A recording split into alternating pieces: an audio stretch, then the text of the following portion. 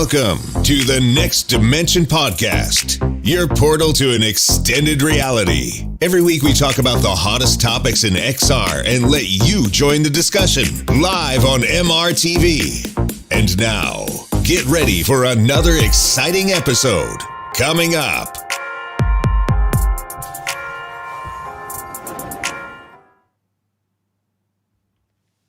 Hello and welcome to episode 5 of the Next Dimension Podcast, your podcast which is all about VR and AR. And today I'm here with Tetiana from Disco VR. Tetiana, how are you today? I'm doing fantastic, thank you. Great, I'm so looking forward to the show and glad to have you here for the second time today. So cool. And also, of course, with Anthony from VR 365. Anthony, how are you doing today? I'm doing real good, Sebastian. Glad to be talking about some exciting VR technologies coming up. Oh yeah, absolutely. And also with me, Sebastian Ang, the founder of MRTV, and I'm hosting the show for you, and I'm so much looking forward to today's show.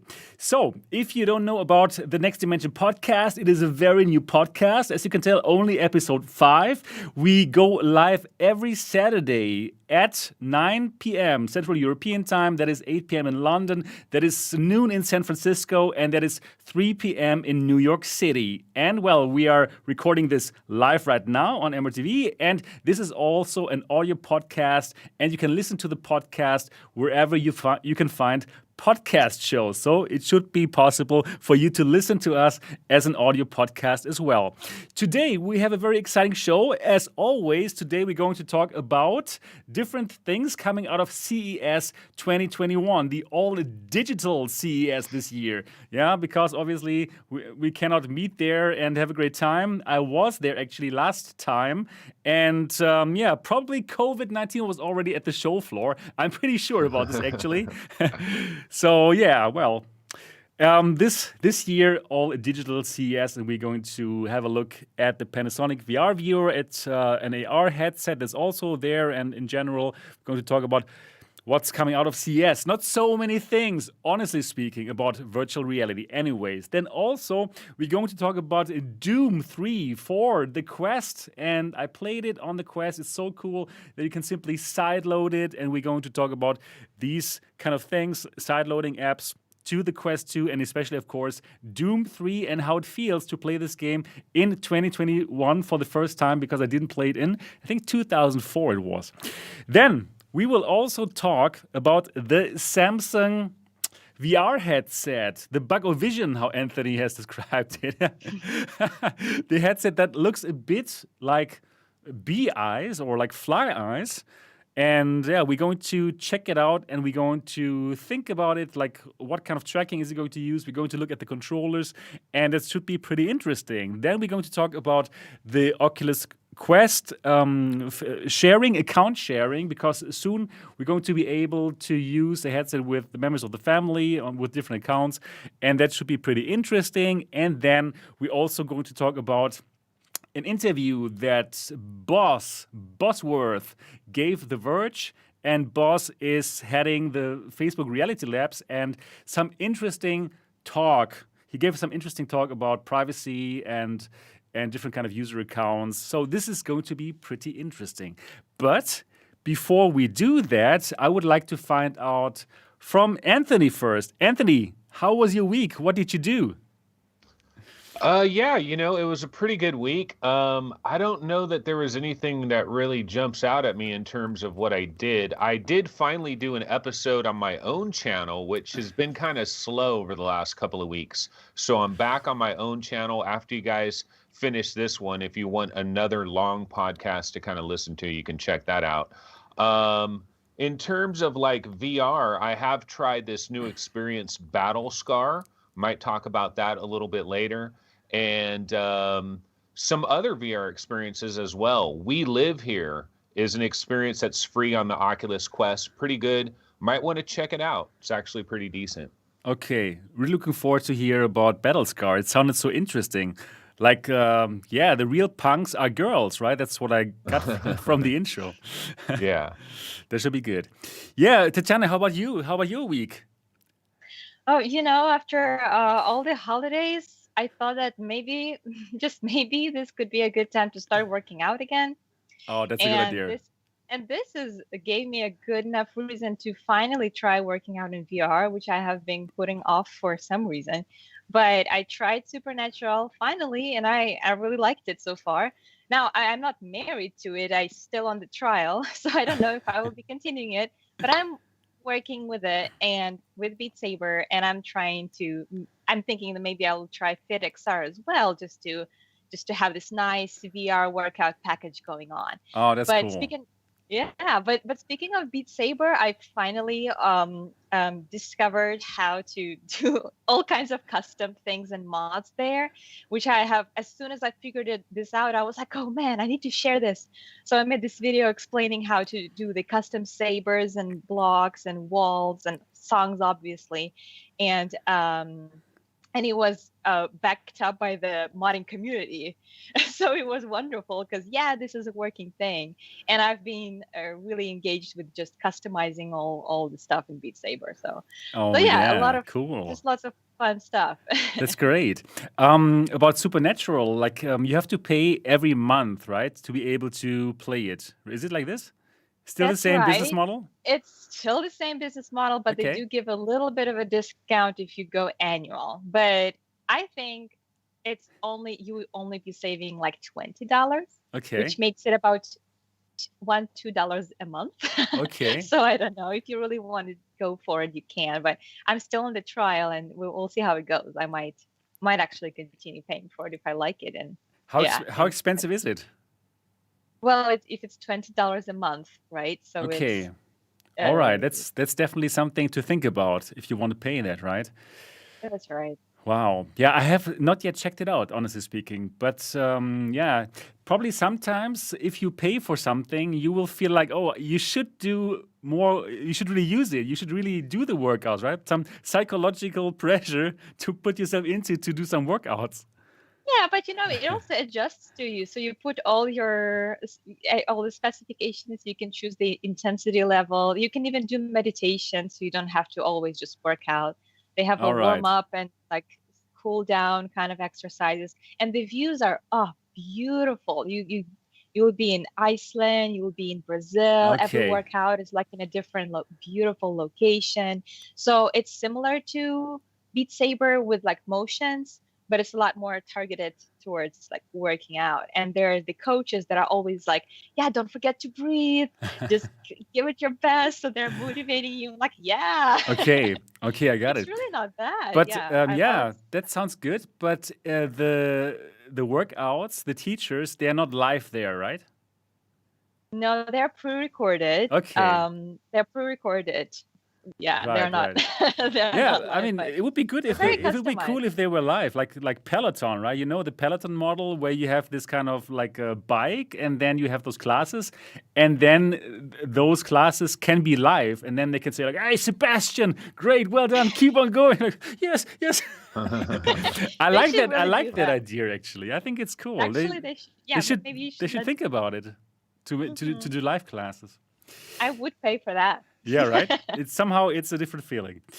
Cool. You know, Yeah. exercise in VR, I think this is going to be an incredible thing long term, but we do have some issues in terms of like sweating and stuff because like if you really get into it and you start doing a lot of exercise in VR, you notice how quickly you get hot and sweaty.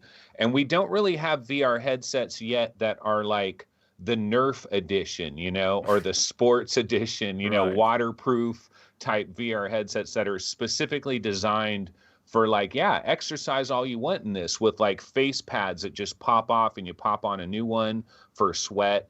And when we get lighter weight and everything, but I think long term, it's going to be incredible because we can do exercise where we're so entertained with whatever's going on throughout the exercise and all around us that you don't even remember that you're exercising. Like I can definitely imagine a future where we're going to be on exercise bikes and you're like biking through the forest and just doing, and it's almost like you're on a biking adventure, but you're getting exercise as well. And it's analyzing your heart rate and all that. It's going to Yeah. be Yeah, pretty amazing. it's It's not It's even gonna the happen. future. I think it already is happening because there's already an app. I don't remember the exact name, but it's basically canoeing. If you have that rowing kind of machine Okay. for working out, Yes. there's already an app out there where you can Yeah. just wear it and you can canoe like everywhere, just look around and you're working out on this Right. machine. So Also the I'm bike I'm thing already is existing. Actually, there is yes, yes. something like this already. Yeah, VR Zoom, Yeah. Zoom, or Right. something like Right. that. Right.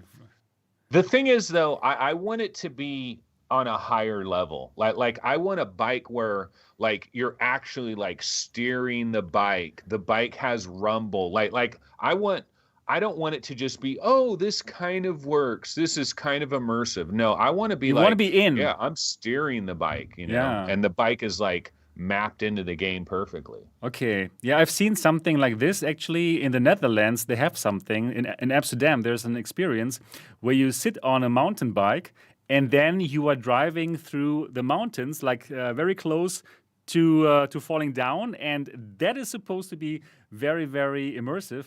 But yeah, Wow. it's just like an experience where you go to. So if you are in Amsterdam, then don't just smoke all the weed. Yeah, also go and check out that experience. But at the moment, everything should be closed. Yeah, so that won't be possible. But yeah, I'm totally with you, Anthony. This should be good, and that's going to get better and better working on in VR. And even right now, the form factor is not perfect. Right, the Quest 2 is already quite good. But the form factor is going to get much better for all these workouts, right? We're going to talk about the Panasonic VR Viewer in a moment. Then here, this thing here is the Huawei Glass. It's already like really like a very cool form factor for a VR headset, and that works really well. So we're going to get to that space where it's really nice to have to do sports in VR. Cool. Yeah, that was your week. Or do you have anything more that you did, Tetiana? Oh, that's pretty much it. I do have some other things that I plan to do. Like there are many new games coming out, and I'm already adding them to my wish list and just waiting for them to come out. So I'll be there will be more. There will be more for me to do very soon. Okay, perfect. Yeah, so about my week, I was really busy again to make videos and to do some research. Probably you've watched my video. I was doing some test series about the HP Reverb G2 since there were so many different kinds of reports. Like lots of people don't have any problem with the sweet spot and think it's totally fine. Like I didn't have any problems with the sweet spot, right? And then there were lots of people who complained about it, like very vocally everywhere they could comment. And they didn't like the sweet spot at all. And so lots of different accounts.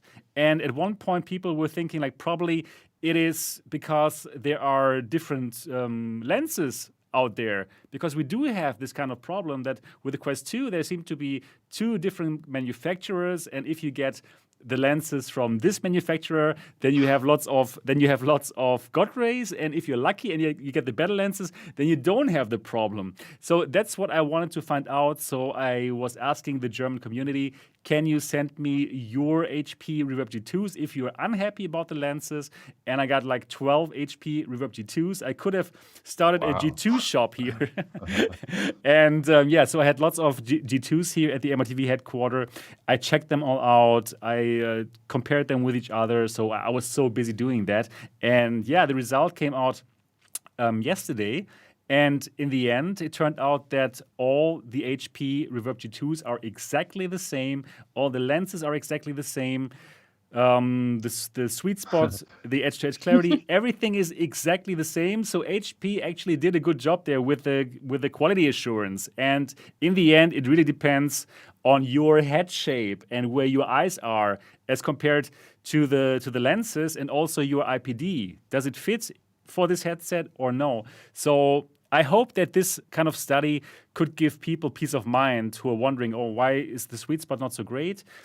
Yeah, well, it really depends on each person, what kind of headsets were they using before. Probably headsets with a better sweet spot and now going to the G2, not feeling it anymore or having a worse experience. And yeah, so people at least can now have the good feeling that they don't have a bad model. So at least that's good. And yeah, there was lots of work that I put into that research. And then I also, I made some videos about the Bug O Vision. I call it Bug O Vision now, the Samsung headset, and also about the Panasonic thing. And also I played on my German channel, I streamed Doom 3. And we're going to talk about Doom 3 in a moment. So that was my week. Great. So for all the people who are wondering where's the fourth person? So Steve, VR Flight Sim guy, he couldn't make it today, and he will join us for another show in the future. So Steve, if you're listening to this, hello, greetings from here, and we're going to have you on another show. Also, Gary, we had Gary on the first show. Gary from VR Roundtable, he's going to be back next week. So it's going to be good to have him back. All right, so now let's talk about something. How about we start talking about Doom. Doom 3. So Doom 3 is now playable on the Quest and Quest 2. And let me simply run the trailer here so people can have a look at it. Yes, so if you want, you can play Doom now, Doom 3, quite old game from 2004, I think, on the Quest and Quest 2. And the way that you do it, you have to buy the game on Steam. It costs like $5. And there's two versions on it, the normal version and the BFG version. Get the normal version for $5. Then you have to use Sidequest. And then with Sidequest, you copy it onto your Quest together with the files that you had to copy into the Sidequest folder, something like this. I'm going to make a tutorial about this very soon. And then you can play Doom 3 on the Quest 2 and the Quest 1. Very cool, I think. So, Tony, did you play that game? No, I didn't. I wanted to. Actually, on Thursday, I think it was Thursday, I had heard about the Doom 3 thing, and I was like, okay, you know what? F it. I'm going to play Doom 3 on the Quest today. And I started going through the process of trying to do it. And then I found out, because I have Doom 3 BFG. That's the one that I have. And I found out that one doesn't work. And then I was just like, F it. I got lazy and I should have paid the $5 because it does look cool. And I played the game Doom 3 BFG, the VR mod. I played that a lot in 2016 in the early years of VR. And that game it's still a great game, even though it is so old. It's 2004 and all that. But the graphics, the smoke, it's like you're in an alien movie. You're like the smoke coming out of the pipes. And the creatures can be incredibly scary, even though the graphics are a little bit older. So I could see how it'd be really good on the Quest. Right. Tetiana, is that something for you, this kind of game? I doubt it, but I'm extremely curious to see how it would work. And since Sebastian, you already played it, I'm curious, how did the port work in your opinion? How were the controllers? Did you actually manage to use the touch controllers from Oculus Quest 2? Oh, yes. So I did play it. Let me turn down the volume a bit here. All this. So, I played it. I didn't play Doom 3 when it came out in 2004 for some reason, but now I played it for the first time on the Quest 2, and I was honestly amazed. I thought it's so cool to play this game. And yes, the game, if you played it now on your PC, it would look a bit outdated, but honestly, on the Quest, that is basically how the games look on the Quest, right? It looks like a good Quest game. Actually, it is really beautiful, and it can be really scary. So I didn't actually know that the game was like this scary. And last week we talked about it, right? That I'm not the horror game guy. I don't like it because the immersion is too big, and I feel scared. I honestly feel scared. So I didn't know what I was going in there. I was still thinking about Doom VFR, which was not so spooky, right? It was like a cool action game on the PSVR, for example. So I was going into that thinking like, okay, cool, that's just going to be another Doom where you just have to shoot all those ghosts, but it's not going to be scary. But then they needed me to go to the underground directly in the first level. And there was, honestly speaking, sometimes a bit scary. You have to walk through the dark undergrounds, and they will scare you. They are out there to get you, to scare you with like some interesting jump scares sometimes also. And I was like shouting, like, what? Yeah. There's even you commented on the graphics, and I can even see in the comments someone saying that you can even install the mod Exactly, to the high-res improve even mod. that graphic. Exactly. So if you Yeah. think it's good now, it can be even better. That's pretty amazing. And I totally understand the scare. I knew what Doom 3 was about. I'm like, Yeah. nope. This is great. I So cool. think that it's a great trend that's happening right now. More and more games, older games are being ported to VR. I know we talked a little bit about it last time about Hitman, right? Right. Anthony, we were talking about the other Hitman games were being ported to VR. And I think this is it's a very interesting trend for us to go on this memory trip, Right. to go back to the games that we maybe grew up with, something that it has a very great sentimental value to us. When I think You're about right. it, I remember Morrowind, the Elder Scrolls 3. I grew up with that game, and it has a very emotional kind of memories for me associated with that. Absolutely. And I think it was in November that they came with the port for VR, and it's truly amazing to just be immersed in that world, see it from a different angles. Now, I don't know how many of you would want to be immersed so much in the world of Doom, but a lot of people might. I think a lot quite of a lot of us, people. yeah. Yeah, That was lot a of, dream. A lot of us think like, yes, that is a good thing to be in Doom. And honestly, I really, really enjoyed it, and I was like very surprised how well the game worked in virtual reality, because this game obviously was not made for VR at all, right? It's just a 2D game. I mean, of course, it's 3D. It's a 3D game. It's a first-person shooter, but they didn't think about virtual reality at all. And I think the team Beef, the team who ported this to the Quest, they have done an amazing job, right? Because, well, you have some consoles there, you have some screens, and in the game you would probably just interact with these screens by touching the space bar or what. But here you can use your Oculus Touch controller and touch the screen and interact with the screen. So it was so well done.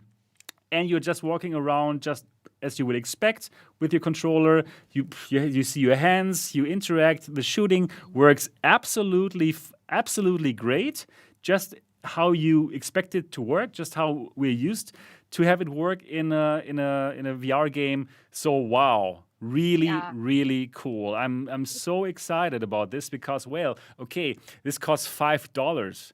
Yeah, it costs $5, and you have like hours and hours of gameplay. This is easily, I don't know, like 15 hours or what? This is not like a short VR game. This is like a fully fledged game where people paid top dollar in 2004 to play it and to enjoy it, and now to have it in VR, looking great. Like wow, I think it's just so amazing to be able to play this for $5, and I can just tell everyone out there with a Quest and a Quest 2 and who likes to sideload things, go and get Doom 3.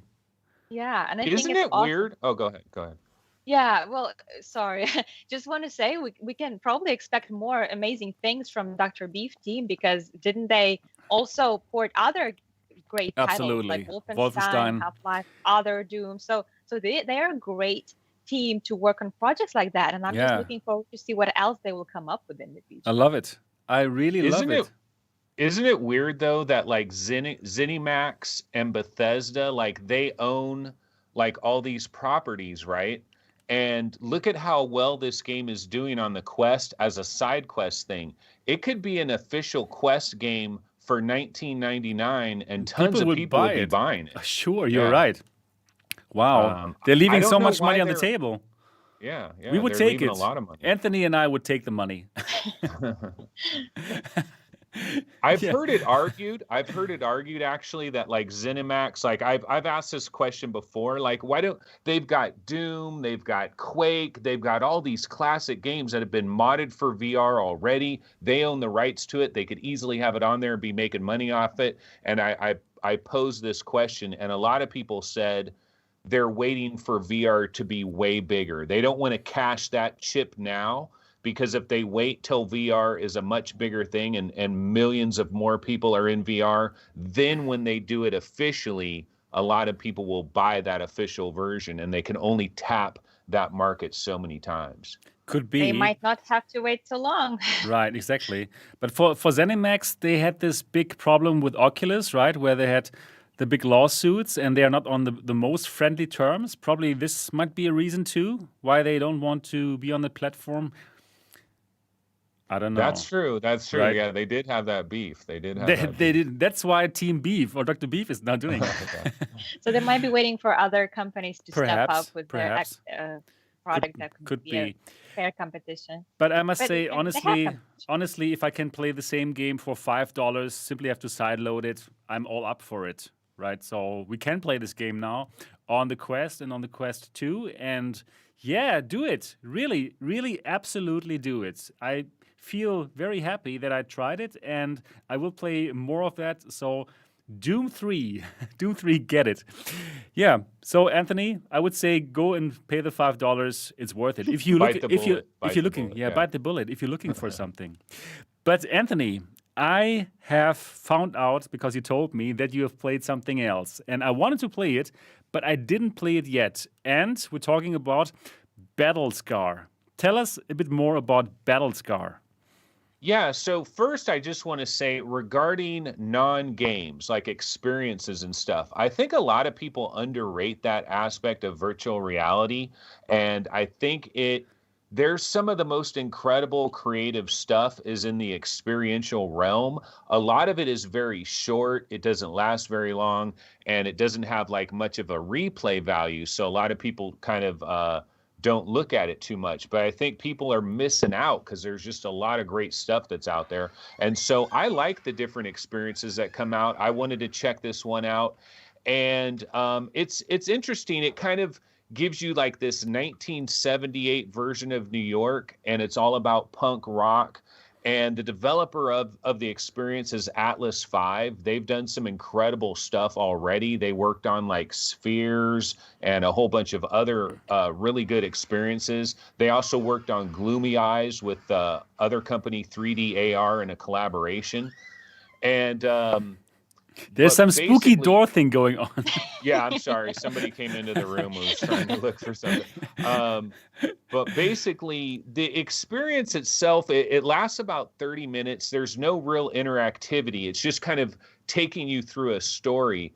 And what it does nice from a technological standpoint is it'll have these little miniature dioramas that are like right here in front of your face. And so you're looking at it and you're looking at the little characters run around. But then what it does is a couple of seconds after it's doing that, it like puts the whole, and then boom, now you're physically in the place and you're seeing the characters full size, and they're like doing whatever they're doing. And then it'll have different music playing, and words are like showing up really large 3D within in your view. So they do some nice creative things. It's very artistic. And it goes for this punk 1978 vibe. They capture that pretty well. I got to be 100% honest though.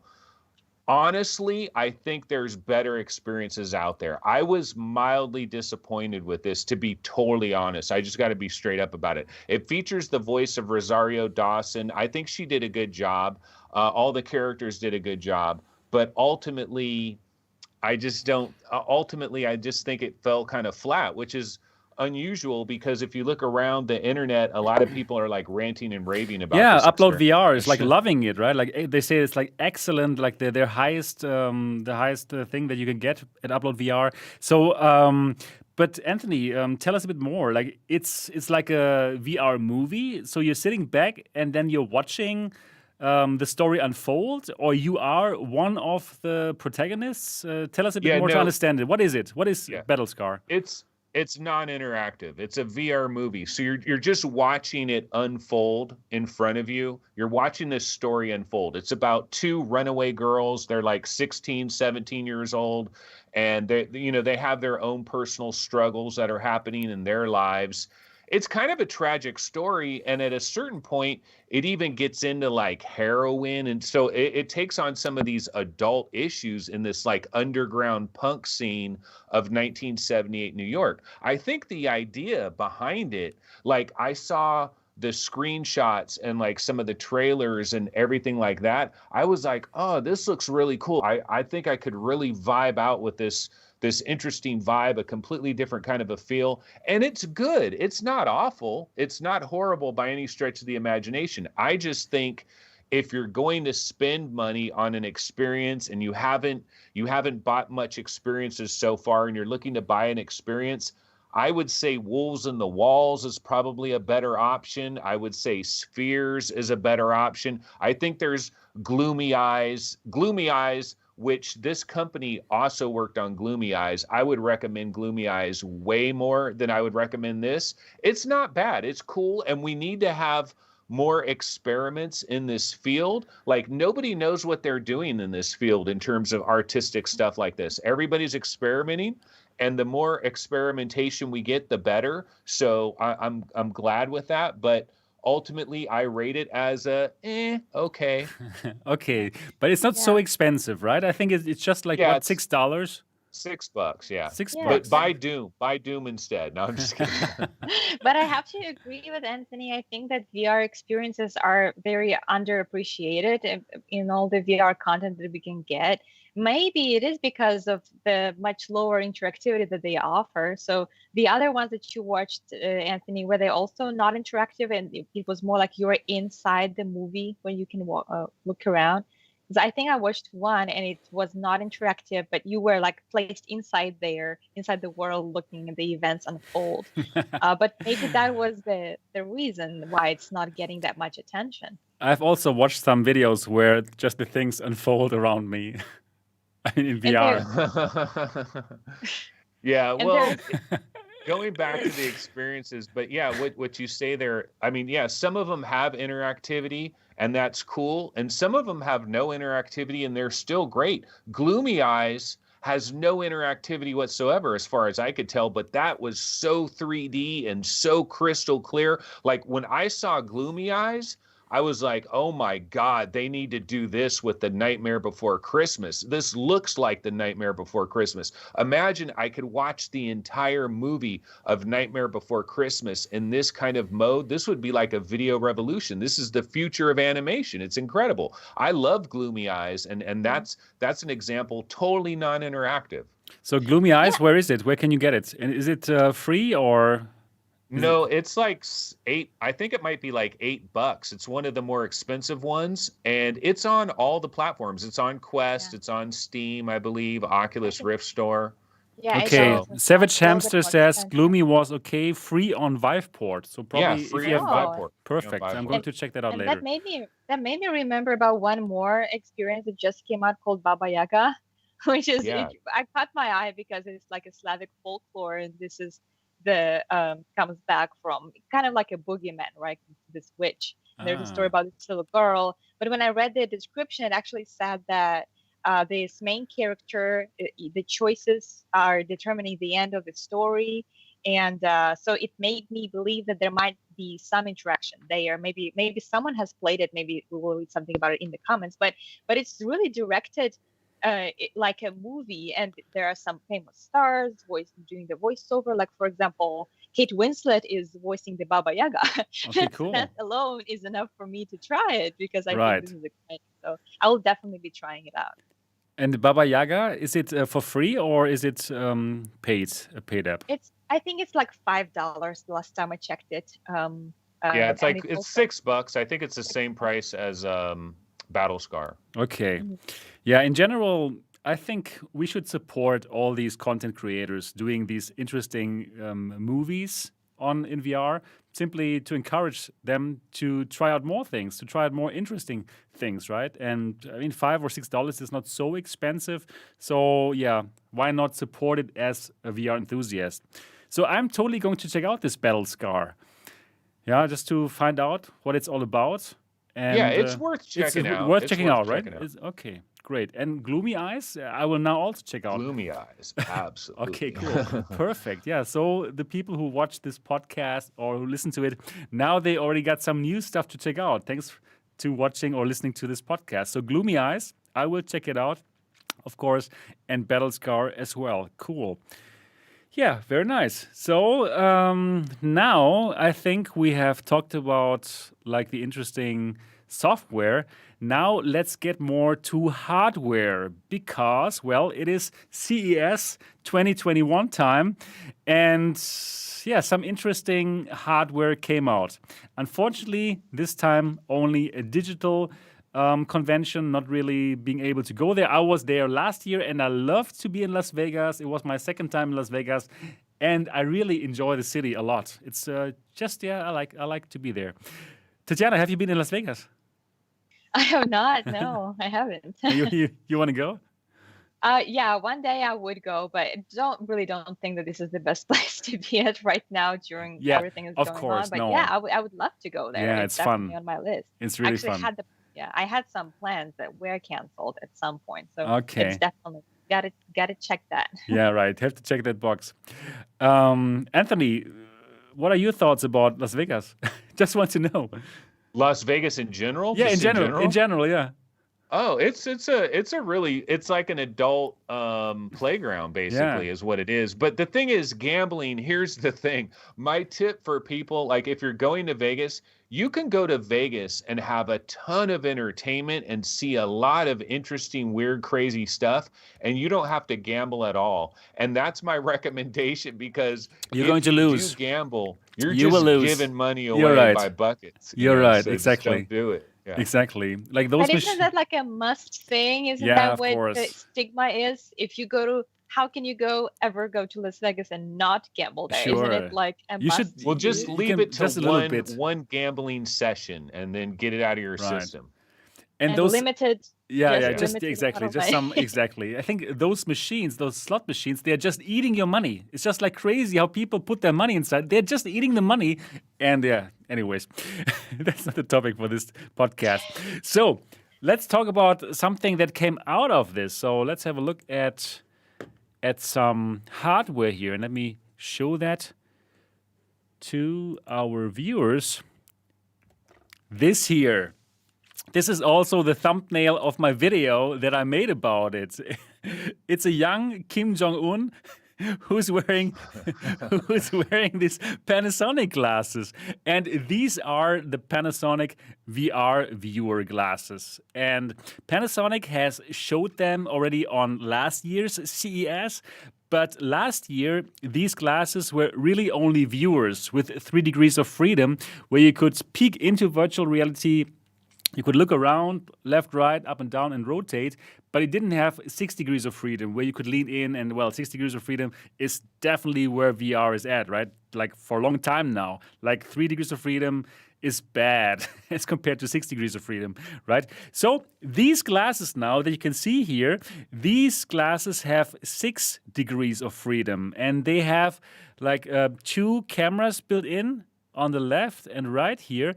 And with these cameras, the 6 degrees of freedom tracking is being accomplished. And those very cool steampunk style glasses, they have a very high resolution, 2560 times 2560 pixels per eye. That is more than the Reverb G2. Yeah, so really good resolution. This is micro OLED technology, so we should have like great blacks, like real blacks, black as in no light, and very vibrant colors. It has 120 hertz as refresh rate, also more than the Reverb G2. And in general, I think these look very interesting. Also, this headset is powered by either a gaming PC, so it's fully Steam VR compatible, which is cool. So you can check out a big screen or whatever, whatever Steam VR experience you want to check out. And if you are on the go, you can connect this to a 5G Android phone and probably watch Netflix or any kind of video that you have on your phone on the go. So, very interesting. I want to ask you, what do you think about that? Which one? No, whoever wants to talk Yeah. first.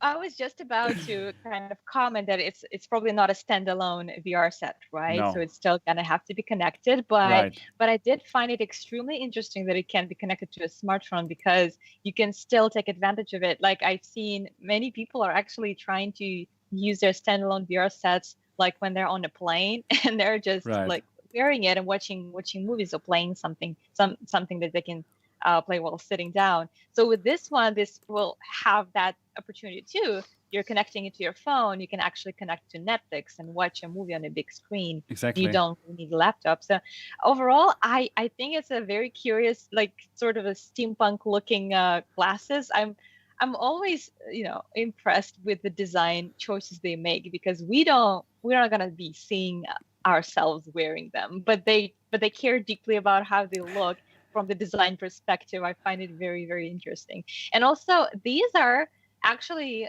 probably the most similar to a traditional definition of glasses rather than goggles. So they're really targeting that comfort, something that would make it much easier to put on and take off and less bulky and more portable. So overall, I really think is a very interesting technology. Right. And what do you think, Anthony? Yeah, so what appears to be happening towards the future of VR is we have kind of a split that's going on where there's going to be highly targeted gaming headsets, and then there's going to be VR viewers for people that don't necessarily want to be moving around and doing all that stuff. You got to know that there's people that they love to sit on their sofa. They like to get nice and snuggy in their little chair, and they don't want to move around a lot. But we still want to give those people eventually some really incredible high-end VR experiences with very low-weight glasses that aren't going to wear on their face at all or get them all hot and sweaty, and they can enjoy stuff like gloomy eyes and stuff like that, and it can look incredible. These things are using pancake optics. High dynamic range is supported. Remember, Valve wanted to have high dynamic range supported on the Valve Index. They had to scrap that towards the very end, but these apparently support that. Now, the big downside here, they also strengthened the grips on the side. So this version will hold on to your head a little bit better. There's a diopter adjustment. If you have nearsightedness, that'll help out as well. And 6DOF is necessary, even if somebody is just sitting on their sofa. I've given an Oculus Go to somebody just sitting down in a chair, and if they end up moving around in their seat a little too much in one direction or another, it kind of discombobulates them. It's not a good idea. So even if you're not going to be moving around very much, you still want to have that 6DOF tracking. So I think that's good. The problem with this, though, is affordability. It's going to take a long time before we can just buy one of these and they're affordable, like a Quest would be affordable. And then also there's a 70-degree field of view, and that's probably the big downer right there. Right, but these 70 degrees field of view, they are actually only guesstimated by Road2VR. So it's not Panasonic who said okay, this is 70 degrees field of view. And yeah, I have this here. This is the Huawei Glass. It's also a small form factor VR headset, probably very comparable to this one. And yes, the field of view is smaller than our Quest, right? I would say this is probably 75 to 80 degrees horizontally. So it is smaller, but it's still quite interesting. It's still quite interesting to play your Steam VR games because the quality of the picture is surprisingly good with this here, and this has 1,600 times 1,600 pixels per eye, right? But this here, 2,560 times 2,560 pixels per eye is incredible, and then with an OLED display. So I can just imagine that even though you only have 70 or 80 degrees, it will be good enough to show a huge virtual screen, a beautiful virtual screen where you can perfectly watch your movies on, right? So I don't think this is going to be the headset for people who want to play Half-Life Alyx, because we haven't heard about anything about controllers. Probably they have some hand tracking or what, we don't know. But I also think this is more of a device for consuming content, for consuming any kind of 3D movies. On the airplane, On the airplane, right? yeah, exactly. Yeah. Absolutely. On the airplane, for example. And for that, this is going to be really huge. So I was just interviewing the general manager of HTC, of the EMEA region, and he said, Mr. Wheeler said, that 2021 is going to be the big year for 2-in-1 headsets. And what does he mean with 2-in-1? He means like not standalone headsets, but headsets that are being connected to a second device. And most probably talking about a 5G smartphone, they would just stream the content to the headset. Or it doesn't even have to be 5G. It could be probably the content that is on the phone. And that makes so much sense, right? So because all of the processing power, it doesn't need to be in the headset. We're all like carrying that smartphone with us. And in the smartphones, we have like this very, very powerful chipsets, right? So why not simply make use of it? And HTC says it's going to be like the big trend of this year. Anthony Can I doesn't argue believe with it. that, Yeah, though? please do. Okay, so the problem with that idea, it's a great idea in concept. It really is. We all have these like really high-end phones with really good Snapdragons inside them and all that stuff. You know, why not take advantage of it? It's right there. The problem is it completely drains your battery. Like if you're doing like a Agreed, yeah. legit VR experience, it's going to kill your phone's battery. And the problem with that is not so much us hardcore VR enthusiasts, but average Joe Blows, they're going to choose their phone over VR. They want the battery on their phone. And so that's why I think long-term thinking like this is short-sighted. Standalone is the future. Don't try to fight. Now, that's a whole other argument, but I don't know. I think the real world penetration of this type of thing is going to be lessened because of how it kills your phone's battery. Now, when we get to a day where phones have way better batteries that last way longer, then maybe that will alleviate this problem. Right. But isn't it the same issue that we are currently experiencing with all the standalone VR sets, like Quest, for example? I mean, you don't see any hardcore VR users who have Quest that don't have a battery pack. So you Agreed. can't really play any longer than 2 hours on Quest 2 currently, and you need to have the battery pack. So why not just assume that it is possible to have, I don't know, dual battery pack or dual pack where you have both your phone and your battery on the back of your head, like you currently have just the battery packs. And that's how you're going to power your all-in-two VR glasses. Exactly, Anthony. That's it. What do you say now? I say maybe we can wear solar-powered garments. I like it. and I like it. Connect it with a USB-C plug and power all of our, just walk around in the sun all day and we can power everything. Right. Exactly. Yep. Yeah, I agree. Let's get this garment going. But in general, I also agree with Tetiana. I think, yes, why not just get a battery pack and then solve this problem like this? So probably you can simply connect your battery pack with the glasses or with your phone via some kind of Y adapter or something to make it happen. I think it should be possible. And that should be interesting. If the technology got this far, maybe they can figure out the battery. You're right. Hopefully. Probably Maybe Tesla can get involved. They can figure out the battery. they know their battery stuff exactly. Yeah, so this is going to be interesting. The VR Viewer and also other devices that we're probably going to see this year, like Pico is also working on this kind of very nice form factor VR headset. And Anthony, you said before that, hey, this is probably going to be very expensive. Okay, this particular device, perhaps yes, but actually these other devices like the Pico Viewer or this Huawei glass, they are actually not so expensive and they are more in the $300, $400 area. And you know what is possible here? I see this huge opportunity for these headsets to drive 5G. You know, the big telcos, they want to sell their 5G plans, right? And right at the moment, like, okay, there's no huge incentive for me to change from 4G to 5G. My 4G LTE plan is good enough, right? I can do everything I want to do with it. I watch my videos, I do my I do my video calls with my phone. Everything works fine. So I don't really have an incentive to go for 5G. But for telcos to say, hey, you know what? If you go for a 5G plan, we're going to subsidize a VR headset like this, and then you can watch your NBA game or your football game in 3D with those glasses and a 5G connection. I think that is really exciting. And then this could go mainstream really fast, giving people like this kind of headset for, I don't know, $99. And you have your, I don't know, $30 plan per month. And you can watch one game of NBA or whatever sports you like in VR as if you were in the stadium. Isn't it freaking amazing?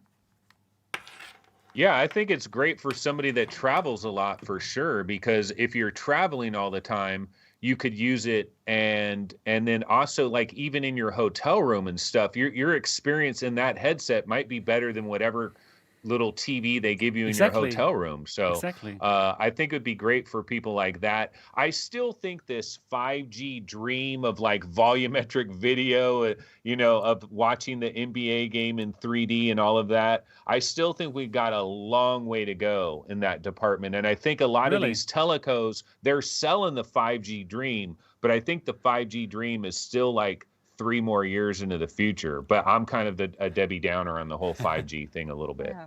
I'm not sure about the 5G, but speaking of what you just said with the traveling, I mean, obviously there's so many ways you can use it, but outside of that, no, it's also used with like in the medical field when they are using it as a distraction for like cancer patients to help them get through the medication for cancer, or both with adults and with kids, just to help them get through this easier.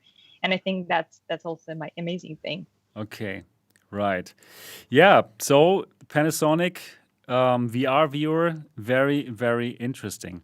So now let's just for a moment talk about some other things that are happened at CES, and I just want to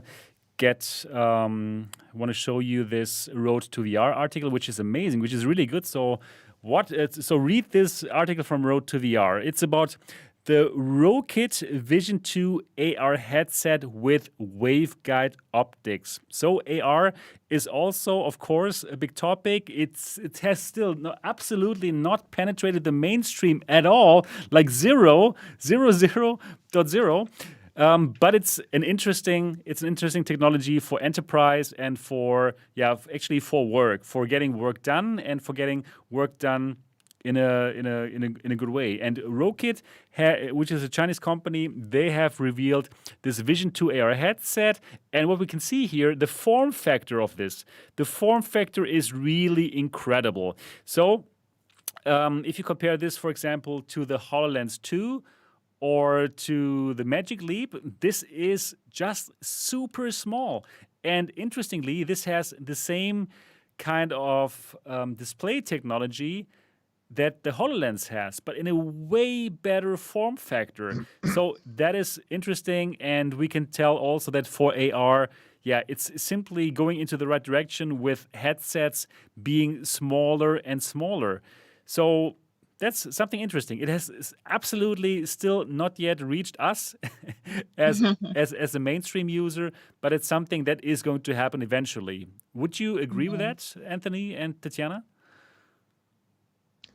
Yeah, I mean, certainly we're excited for the future of AR, and this is waveguide, which is better than the bird bath idea. So this is a little bit more high end. Like the AR displays that use waveguide have better capabilities ultimately. But one thing I was looking at in here is that it says it's going to be used in sectors such as cultural tourism, exhibitions, museums, and the medical and health industry. And what that tells me is expensive. These things are going to, so it's just going to take a while before we have a mainstream AR product that can really try to be like a big mainstream product. We haven't had that yet. We thought InReal might be that. They launched kind of in South Korea a little bit, but it hasn't really been that either. So it's just AR is like a number of years behind VR. That's where we're at. That's for sure. That's for sure. Just to Yeah, just to sort of. Oh, sorry, you wanted No, no, you to can add go. something You to can that? go. Because I just wanted to continue with the topic of these portable VR AR devices, because there have been quite a few AR glasses introduced, and at the CES, and I mean there were Lenovo Think Reality, there were Vuzix, Creal, Nolo, X1, and all of them, they design wise they were kind of looking like standard glasses, so they were really going for this subtle look that would be almost indistinguishable from regular glasses, except for the little cameras that you would find in the frame. And I think it's amazing because they are all focused more on the modifying and completely changing the way the work is done, our workplace, where you can create customized, like expandable workspaces and multiple screens, which is something that Oculus has tried to do, is trying to do with the Infinite Office. But I still think that with a workplace, AR is a little bit at a little bit better place in terms of changing the way our work is being done.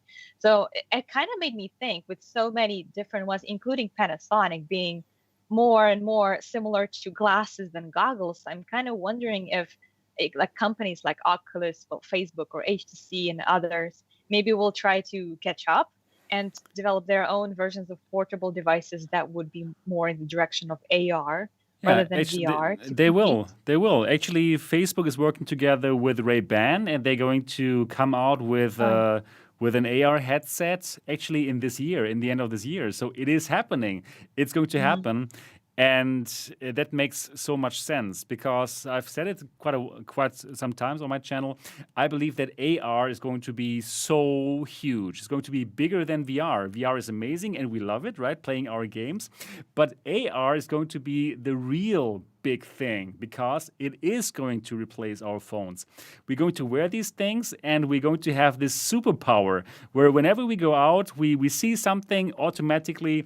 We see some kind of, some information about the stuff that we see. And when we see a car, we look at the car and we directly say, hey, this is the Tesla Model Y. Do you want to buy it? Click here, click into the air. Yeah, it's going to be like this. It's going to be huge. And the big battle for the future is going to be which company owns the AR layer that you're using in the world, because that is going to be the big question. Not like, oh, which kind of search engine are you using in your browser? The question is going to be, which AR layer are you going to use in the real world? Because that's where the advertisements are going to be sold. If you go out and you see that Tesla, and you're wearing the Facebook AR layer, and you see the Facebook AR layer, then of course all the ad money is going to go to Facebook. But if you are looking through the Apple layer, then Apple is going to get that ad money. So it's going to be the biggest war for the future is going to be who owns the AR layer of the world. And that's why now we're going to see that Facebook AR headset coming out in this year, and Apple and Google, they have to catch up. They have to come out with a headset so that Facebook is not going to have this advantage that they have now on VR. So it's going to be, in my opinion, this is the big tech battle of the future. Who owns the AR layer that's on top of the world, and which AR layer are you going to use? And Who do you think's going to win if you had to bet right now? If you had to pick a horse? Okay, that's a good question. Well, I think that it's going to be between Apple and Facebook right now. Because Facebook, they are invested in it. They also understand that the big ad money is going to come from the AR layer that's on top of the world. But Apple also knows that, right? That's why they do their AR technology in the phones, right? So they also know it, and we know that they're going to come out with an AR headset. So I believe the first big battle is going to be between Facebook and between Apple. Facebook versus Apple. So that is going to be very exciting. I think Apple does have a little edge because, they don't have these bad reputation as far as privacy is concerned. Yeah, Right? I was just now thinking about that it does look like Facebook is so powerful right now, but this reputation thing, I mean, it doesn't seem like a big deal now because they're dominating the VR market so much. Yeah, there's no But later competitor right on, now.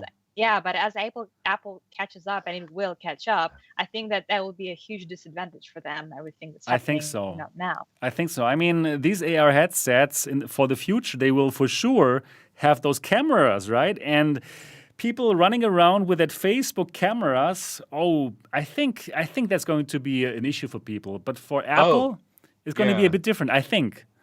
You know, it's going to be an interesting future dystopian scenario that might only be like 10 years away. Okay, so there's these websites called Been Verified where you can put someone's name in and it'll check and see if they have any criminal background, like who they work for, how much money they make, all that stuff like that, right? So you're going to be at the bar at a club or something wearing one of these AR glasses, and everybody's going to have a little indicator over their head. Yeah. And it's going to be like, red indicator, this is a former felon, you know? Right. Call 911. Absolutely. Yeah. Absolutely. Oh no. Yes. Oh I gosh. think that's going to happen. It's coming. It's a coming. Black Mirror episode, but it's coming to reality as well. It's coming to us for sure. It's so interesting, and for sure we're going to follow it here on the Next Dimension podcast, because this podcast is not only about VR.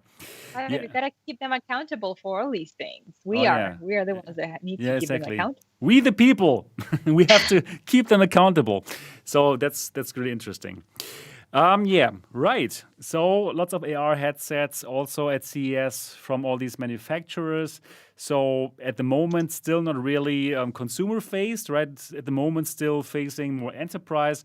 But once Apple steps in the scene, that's going to happen. There's going to be more for us consumers. And also this year, Facebook is going to come out with that Ray-Ban glasses, which seem to be smart. Let's find out about those. Very interesting. Super exciting. This year is going to be very exciting. All right, cool. So other than that, not many exciting things coming out of CES. We didn't hear of that new HTC headset that they were like telling us about, that there's going to be a big revolution or so. We didn't hear from the Quest 3 yet. Yeah. So we not so many exciting things coming out. Or is there anything else? Well, January isn't over yet, though. So Right. HTC still has a few days in January. They love January, so Right. maybe another week. That would be cool. yeah. Well, but there was. I think there was an interesting one introduction in the world of VR is the haptic glove by Nova, Sense Glove Nova, which is Okay. something that has already been introduced last year. But they kind of looked extremely bulky, and they were wired. So there's always the same issues we have with wired devices. But this new glove, it's a wireless version, and it looks much more sleek and more, I don't know, more like a more finished product than something that we have seen last year. And I Okay. think that it's very exciting because you can actually feel the density of the different like shapes and materials in VR, whether it's like a tin like can or a bottle, or whether it's something like a rubber ball. I mean, imagine all the possibilities that you can incorporate that in gaming and in other applications. That this is something that It's amazing. certainly needs to be explored. Yeah. Absolutely. It's so exciting to have force feedback and to be able to touch things in virtual reality. Absolutely the future. At the moment, still a bit expensive for us mainstream people, right? Yeah, not finished. But it's definitely coming, and very, very much looking forward to that. Yeah, cool. So now let's talk about the next exciting topic.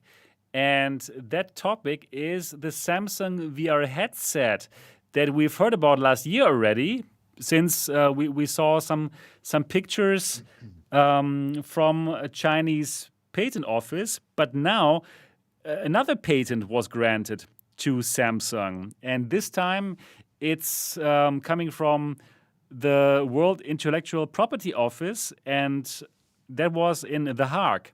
So it's still hard. It's still Samsung is still working on getting those patents, and well, it's a very interesting kind of headset. So actually, it's two kind of different designs.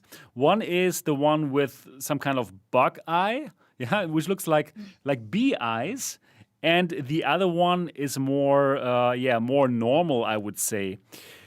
Let me just find the pictures of the more normal one. This is the more normal one. Actually, before I was thinking, hey, this is probably one and the same, but actually no, these are two different kinds of designs. And I believe the one that is more normal has bigger chances to come out. I was really like shocked by that B design.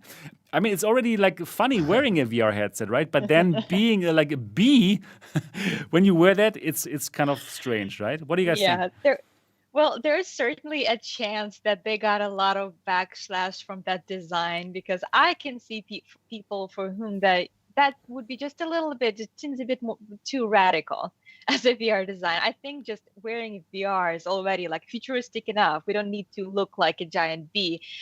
And Right. it's possible that the second design is a reaction to some of the feedback they received. However, we really don't have enough information to claim that the second one is the improved or redesigned version of the first one, because they still own both of the patents. So I guess if they really want, they could go through with both of them. We don't really know. We don't even know if the second one will, they will not come up with a third one and it will be completely different, a combination of a B and a regular one. We don't know. Could be.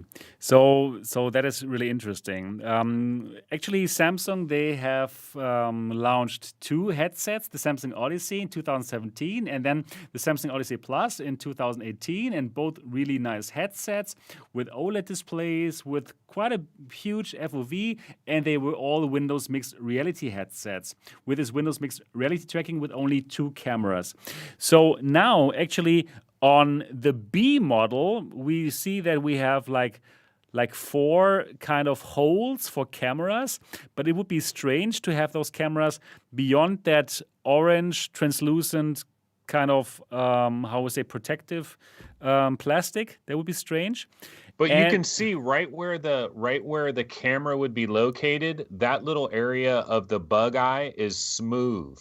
It doesn't have those ridges, yeah. Yeah, agreed. But for the locations of these cameras, it would be exactly the same locations like the HP Reverb G2 has it. And we know now that this kind of positioning is not really optimal for the volume for the tracking volume, because you will lose tracking quite easily if you hold the controller up and if you hold it down. So I would honestly be not happy about this kind of design again. So on the other design though,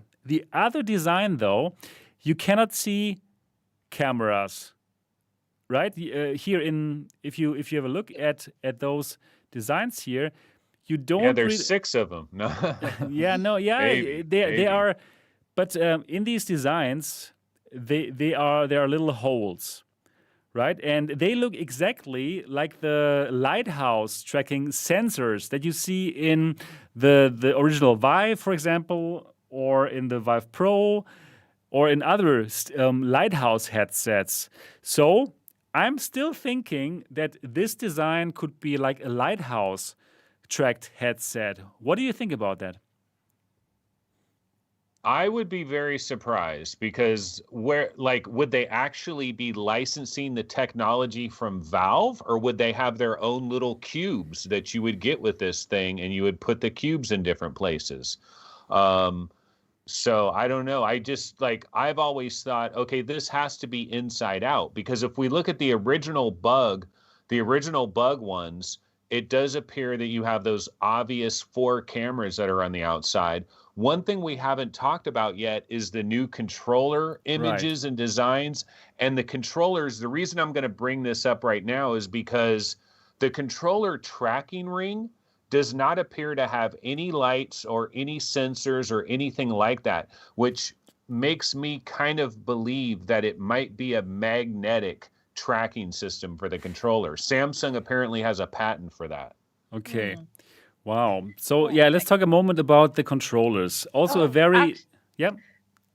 Yeah, before we talk about controllers, can we just mention real quick the Halo strap and the built-in headphones? I mean, they're learning.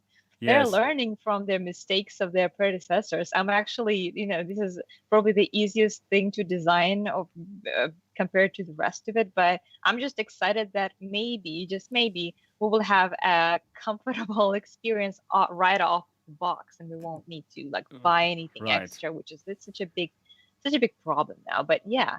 back to Right. controllers, right? Yeah, right. But you're right. You're right. That does look kind of comfortable, some kind of PSVR style, Halo style, coming with also Kind of cheap though, kind of cheap and flimsy looking. It think does so? have the Samsung Odyssey logo all over the place. Like they got the Odyssey logo on the top of it, and then at the back of that head strap, you have the Odyssey logo cut out of it. And I don't know, when I'm looking at this plastic, I'm looking at it and it seems kind of flimsy. And I just hope, you hope that it can hold onto your head pretty solid. The built-in audio is great from the standpoint of how many of us had the first Quest, where you put the first Quest on and then you're looking for your headphones and you're trying to plug your headphones in and then put those on. And so it's a two-step process. So to have headphones already there is really nice, but we got to hope that the audio quality is up to like CV1 and deluxe audio strap levels. I think hopefully. so, because Yeah. the Samsung Odyssey and Samsung Odyssey Plus headphones, they were very good. They were definitely CV1 style, and actually, yeah, it definitely is good. They were done by AKG and they know about sound. So I think this should be good. And they look exactly the same or very similar to how they looked on the Odyssey Plus. So I think in terms of sound, that should be quite nice. And some people will enjoy this kind of design, the on-ear design, because, yeah, for Valve Index, it's great to have these hovering headphones, but still you can hear what's happening outside, right? Outside of VR. And for these, you can be more immersed when you have those on your ears. Well, interesting. Yeah, but now let's talk about the controllers. So, interesting part about these controllers is this kind of tracking ring. It's kind of like around your wrist. You have to reach through it to grab the controllers, and then most probably this kind of tracking ring is around your wrist. And at least in these kind of renders, you see that you have a trackpad and some kind of thumbstick and only one menu button. So, in my personal opinion, that would be strange if they really came out only with this kind of with that trackpad instead of having like buttons, because the industry is so going into the Oculus direction where you have a thumbstick and two buttons, right? But this looks like the old Windows Mixed Reality controllers, where you do have this trackpad and a thumbstick, but no buttons, no face buttons. And honestly, I didn't enjoy that very much, not to have buttons. What do you think about that?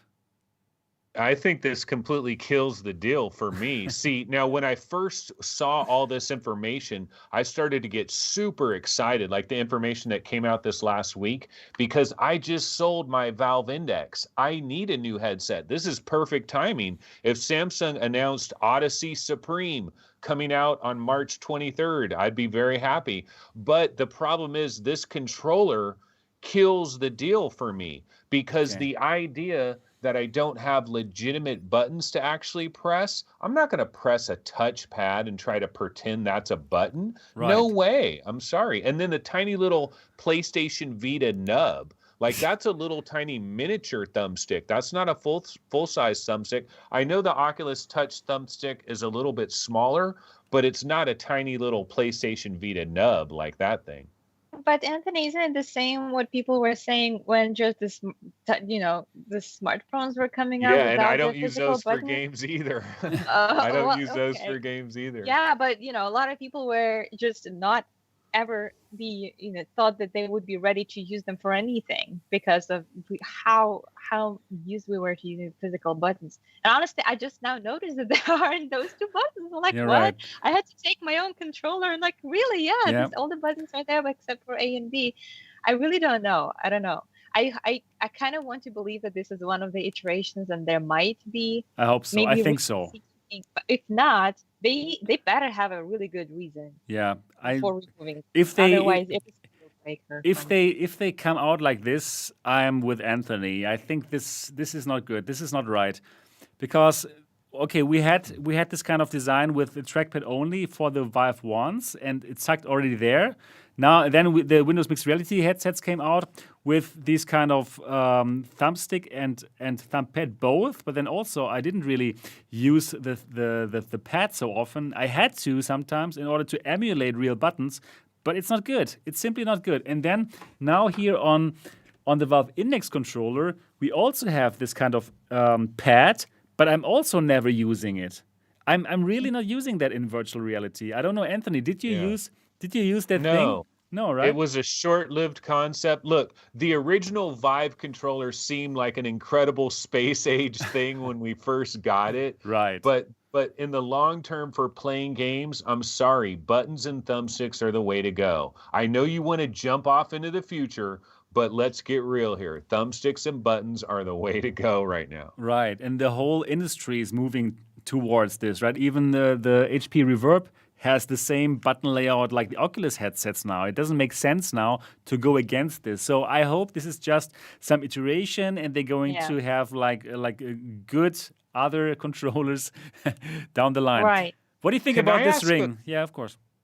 Well, here's a big question. So I think the biggest question of this entire thing is this Windows Mixed Reality 2.0? Good question. Is this a leak of Windows Mixed Reality 2.0? Now, one thing I'll say real quick before you respond to that is looking at all these drawings, all these patent drawings, one thing I notice is the Samsung Odyssey logo is like all over the place in various spots, even like little small ones that are on the controller, little Samsung Odyssey controller symbol is on there. And what I'm not seeing anywhere is the little Windows Mixed Reality symbol. Now, it might not be on a patent design anyway, but you would think if we have completely redesigned controllers, that's why I got super excited when I first saw it. When I first saw it, I thought, oh my God, there must be a new template for Windows Mixed Reality 2.0. This must be the real 2.0. This is the new template because these controllers are completely redesigned. This is a new concept. These might be magnetic and all this stuff. This is like a new generation, right? But I don't know. I don't know that Windows Mixed Reality is involved with this at all. And maybe that's a good thing because I don't think Microsoft would make a template without having real buttons. Microsoft is smarter than that. So I don't know. I'm confused by the whole thing. I'm not so sure if Microsoft is smarter than that because their Windows Mixed Reality headsets, they didn't have buttons, right? They came up with this kind of design. Right? So I don't think so. And in general, I have the feeling that Samsung is now dropping Windows Mixed Reality. Probably they thought like, you know what, if we have to go with Windows Mixed Reality, we have to go with the same for camera setup that the HP Reverb G2 is using, which is okay, but it's not as good as Oculus headsets, right? And I think Samsung, they want to deliver something better. They want to deliver something that gamers will be really excited about. And as we could tell, there's lots of unhappiness about the tracking not being as good as the Oculus tracking for the G2. And I don't think that Samsung wants to come out with this headset and then also have the same problems and giving that tracking to Windows Mixed Reality. To give this away, right? They want to do it themselves, and therefore I think it makes sense for Samsung to drop Windows Mixed Reality. Also, the whole Windows Mixed Reality thing, you cannot really feel that Microsoft is bullish about it. Not at all. It's just like a side project, a little side project that they really don't care about. You don't have any kind of marketing push. It's very strange. I don't really feel that Microsoft is all in, like, wow, Windows Mixed Reality, we're excited about it. like no, like not at all. Like, who's excited about VR? Yes, Oculus. You know, that's the thing, right? They do everything about it, and everything is just about it. But Windows Mixed Reality, no. So I believe that Samsung found that Microsoft is treating this as the red-headed stepchild that they have there somewhere, but they don't really care about it so much. So Samsung found this out, and they thought, like, you know what? We also need to be in that space. So we need to really like establish our own branding, our own line of technology. And therefore, I think now this is happening. And I'm not sure if it's going to be called Samsung Odyssey. There's also another patent and another trademark, which was given to Samsung last year. And this trademark is called Samsung Galaxy Space. So we could be looking at a Samsung Galaxy Space here. And yeah, it would make sense that they simply want to establish this new brand. And then also, we didn't really finish our talk about the tracking. So I could believe that this actually is either Lighthouse licensed from Samsung, because they would have the production facility to really make lots of these base stations. Those base stations, those Lighthouse base stations are always sold out. They are so hard to get. It's basically the one VR accessory that everybody wants and not everybody can get, because it's always sold out and very expensive. So for Samsung, I don't think they would say like, okay, if you get the Samsung Galaxy Space or whatever it's called, you have to get your base stations now from Valve. I think they must have a licensing deal, and they must produce them in the millions or whatever, so that it's easy to get them. Or they even have their own technology, which works similar, and yeah, their own new tracking thing.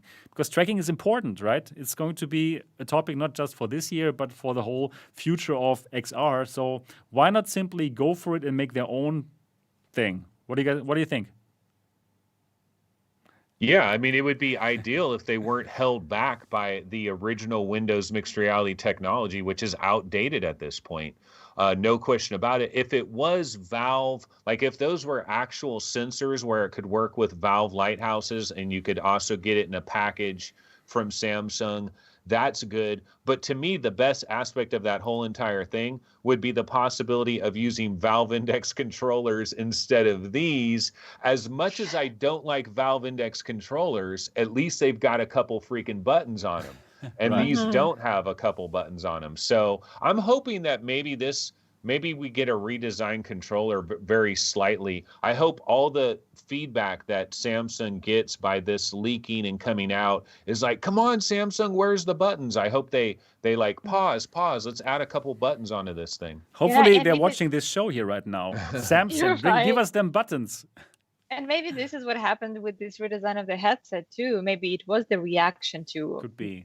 people who were saying, "Come on, no BIs." Yeah, I don't want to Maybe we'll be do the a same fly thing. in VR. Right. Right. Wow, interesting. Very interesting. So, And then we have those rings too. right, the rings. What do you think about those rings when you wear it? It's hard to imagine. It's just so different, right? I've never really seen anything like this on the VR controller, and maybe I don't know. Almost looks like they wanted to do the tracking ring and the strap at the same time. But perhaps the design would prevent some shock damage, because the rings on, let's say, Oculus Quest, right? They get hit a lot because they're like protruding a little bit, so you don't really have the same sense as your hand. But maybe because this ring will be right where your hand is, you won't be hitting it so much, because Could that be. also apparently has been a problem. A lot of people had to replace them because they destroyed them as they were playing. Could be. And actually, I have seen this kind of design before. And actually, I've seen this with Pimax. Can you remember? Pimax had these Pimax sword controllers. We haven't heard from them for a long time. But they have a very similar concept, where also you kind of grab through the ring, the tracking ring, and then the ring is some kind of around your wrist. And yeah, we'll see how that works. Oh, So I see now. yeah, I see. so who knows? That might be really interesting to see. Yeah, the question is just, how about those rings? Will they touch each other when you play?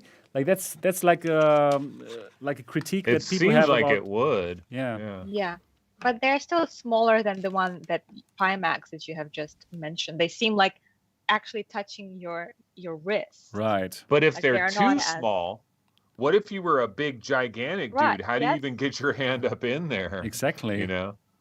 Exactly. It's That's very risky design. I think they're going all in. Like, but they either like it or hate it, and right. it looks like there's quite a few haters around here about this design. Wow. They better really think it through. But really interesting. I hope that we're going to see this headset this year.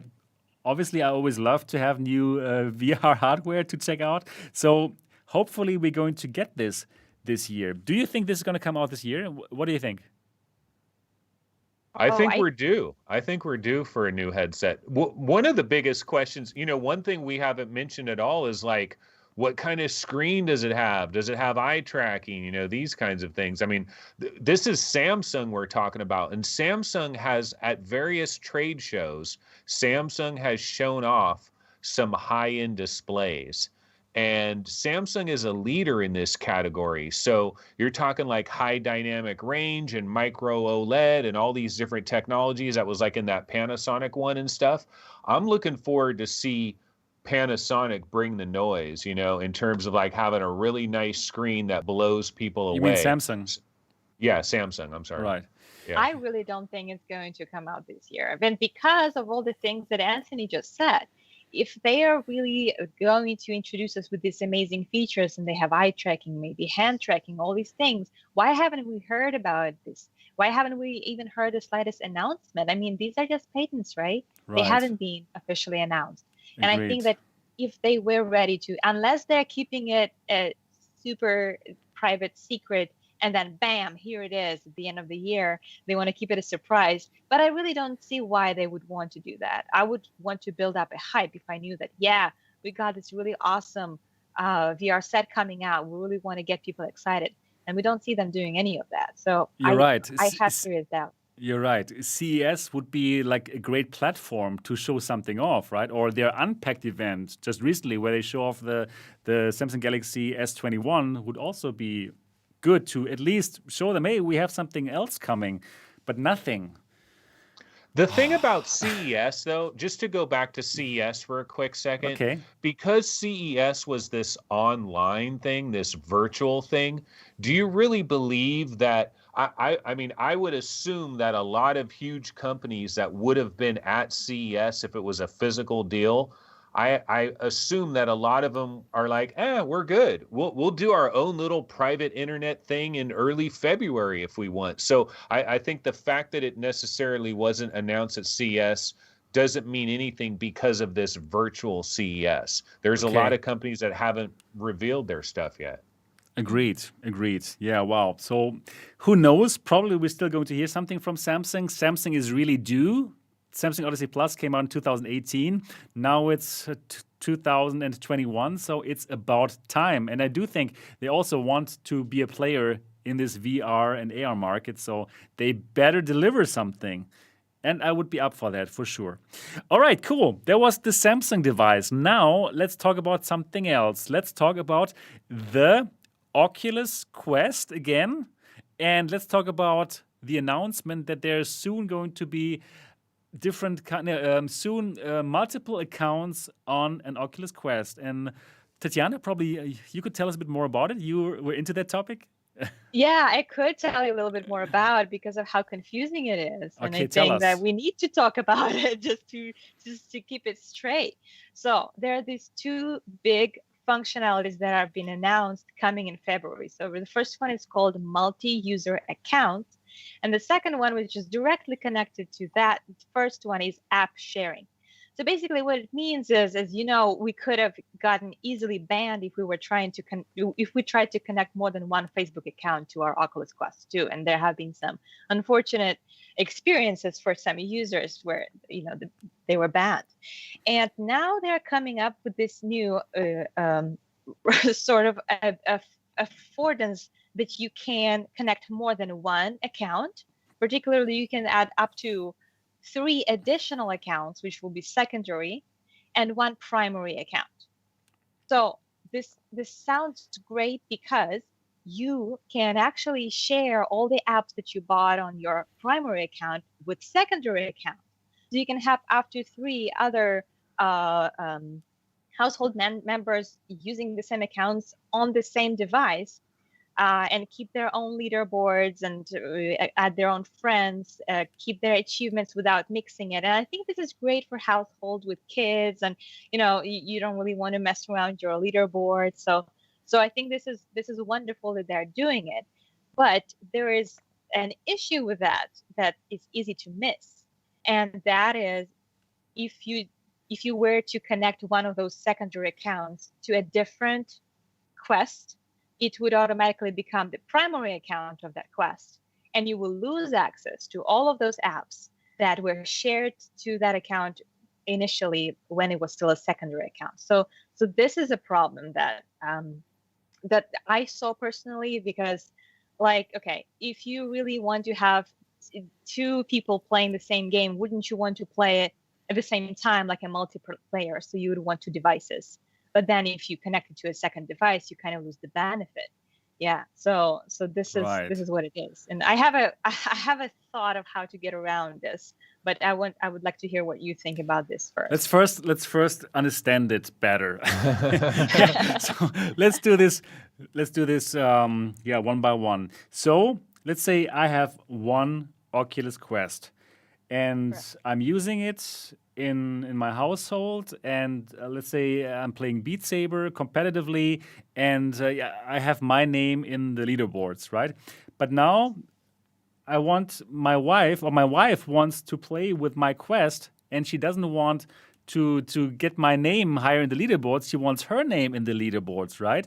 So now she can use this multiple account feature, and she can play Beat Saber on my Quest with her Facebook account without having to buy Beat Saber. Is that correct? Absolutely, that's a Yes. great example. Yes. Where you have access to these games. That's in good, multiple accounts. right? That's good.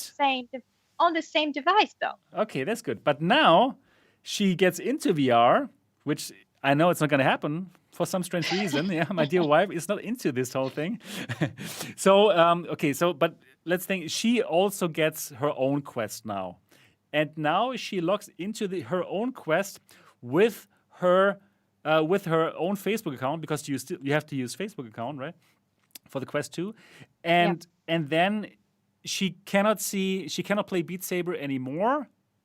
Because that's right. Because it's the Beat Saber sharing only happens on this Quest, on my Quest. So it works like an insurance, right? So when you had your VR Quest, you had these 3 children, and you could give them those apps for free. But now the children grow up and they get their own Quest, and they become grown-ups. So they become the primary account of that Quest, and they lose the benefit of all those free apps if they become the primary account. Right. So Upload VR had an idea where they said, here's the best idea. They said, according to how they think that this is going to work out. Imagine there's a family that has 3 Oculus Quests. What they would want to do is they would want to put the same primary account on all 3 of those Oculus Quests. So Sebastian, your primary account would be on all 3 Oculus Quests. Then you could have secondary accounts on all of those 3 Oculus Quests, and they can play whatever you're buying. So you buy one game one time, and it filters through all the quests. That's probably the best way to do it.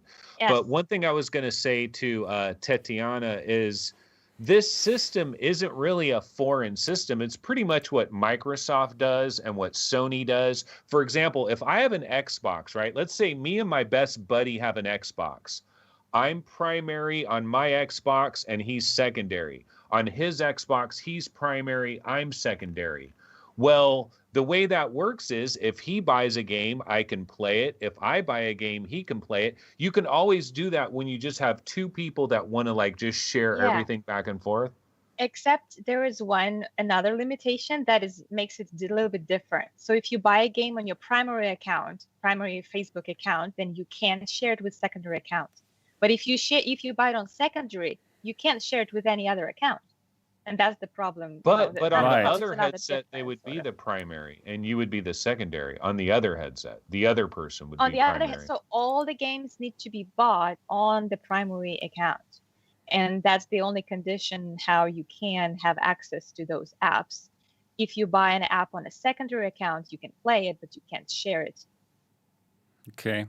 I think we need a lawyer. Can we get a lawyer to come in and explain everything? But Anthony, that's the solution that you just described is exactly what I had in mind. And actually, you can have not 3, but up to 4 headsets, because the first one would be the primary and the other 3 would be secondary, right? So all 4 headsets would be logged in with one single primary account, And then because you can have up to 3 secondary accounts, then Well, those are the 3 additional VR headsets you can connect.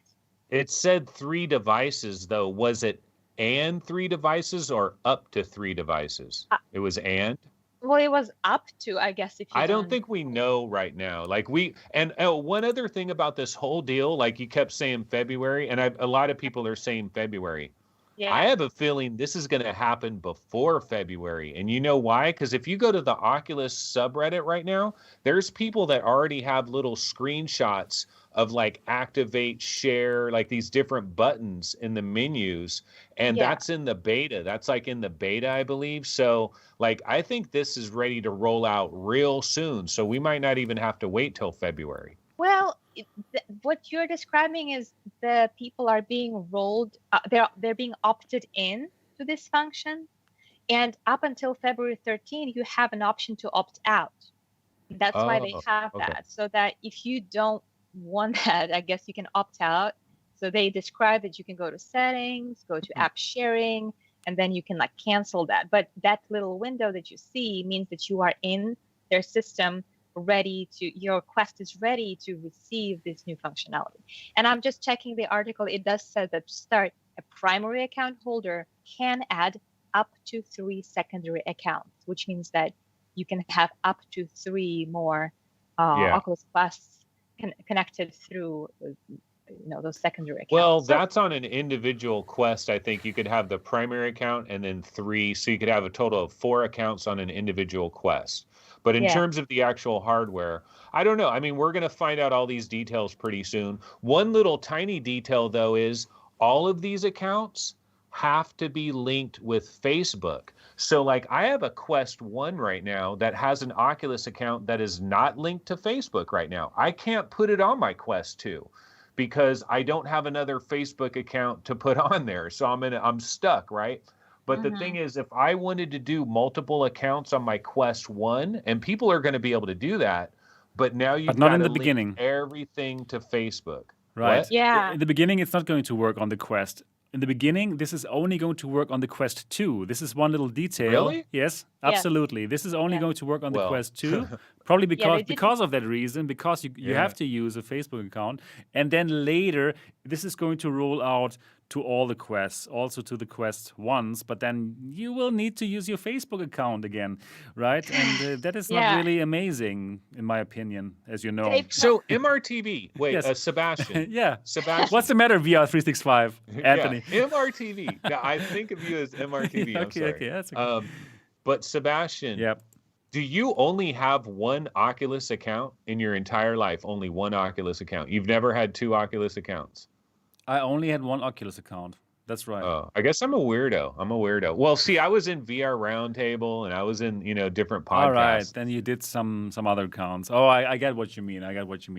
Anyways, there's one more thing that I'm wondering about, and that thing is if you're using like the first account on 3 different headsets, and the 3 different headsets are running at the same time.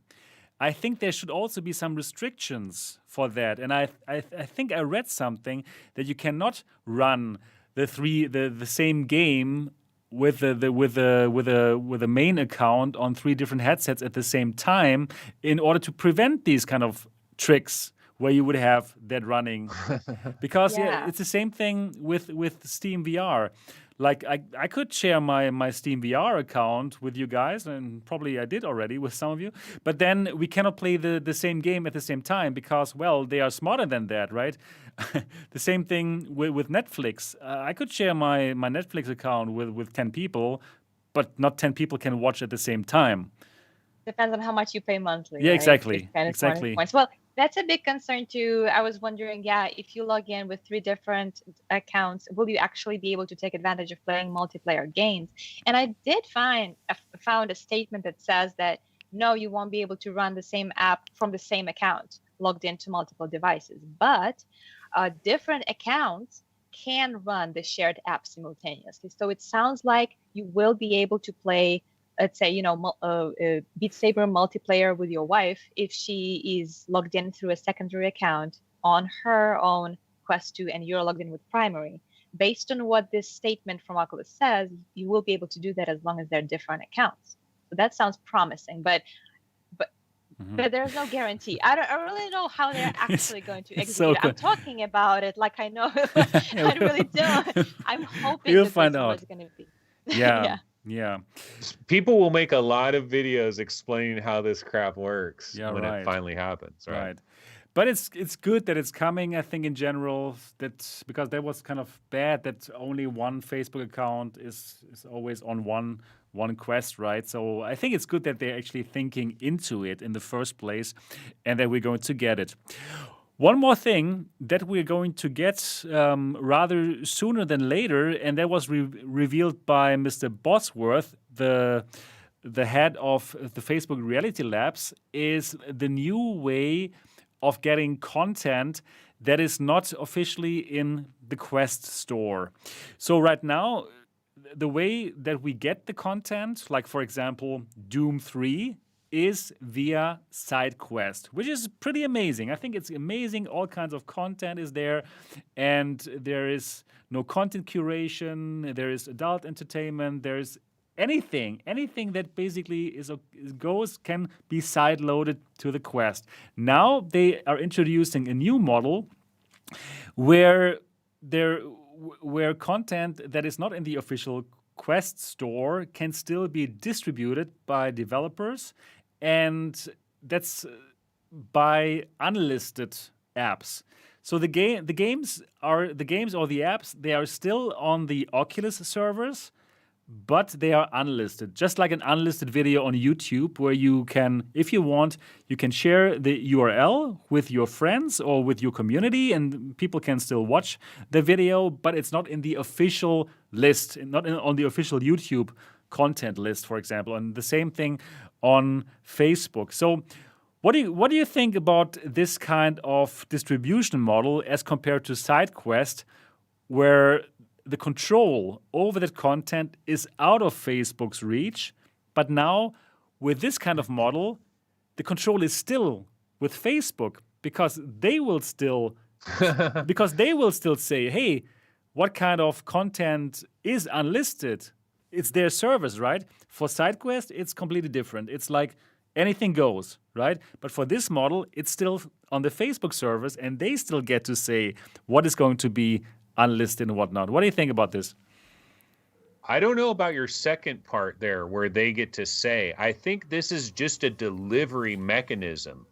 The thing is, a lot of these, like, isn't this the reason like Apple is being sued by Epic and all of that? Don't you have to give people an opportunity to run like unlicensed code on the device? Otherwise you become like this you have like a monopolistic thing going on. No, so but it's your device. It's your device. Like, why shouldn't you control what's on it? It's your device. I think there's some law about being able to. I don't understand it, but I've heard that there's some law about it, right? So I don't think there's a law about it. I've heard that's why Facebook has always kind of allowed SideQuest to exist, because you kind of have to do this, or you could possibly be sued for anti-competitive. No, but here's the bottom line with this. I think, well, we'll have to find out. Yeah, we have later. to figure it out. Yeah, we need that lawyer I was talking about. Yeah, we do. But the thing is, getting these apps on your Quest without having to like be a developer and do this step and that step and this step, I think all of that is great. So supposedly, like, if you buy To The Top, you can just get a URL for To The Top, you put it in your Oculus account, and then boom, it'll appear in your Quest, and it's unlisted, and it's not going to look all fancy like it was in the store and everything. But on your Quest, you'll be able to find it and download it and install it, and then you'll be able to play it, and you don't have to like pretend you're a developer and all this other stuff. I think that's kind of good. But does it mean that all these apps are going to be free if it's just the link? It's unlisted. No.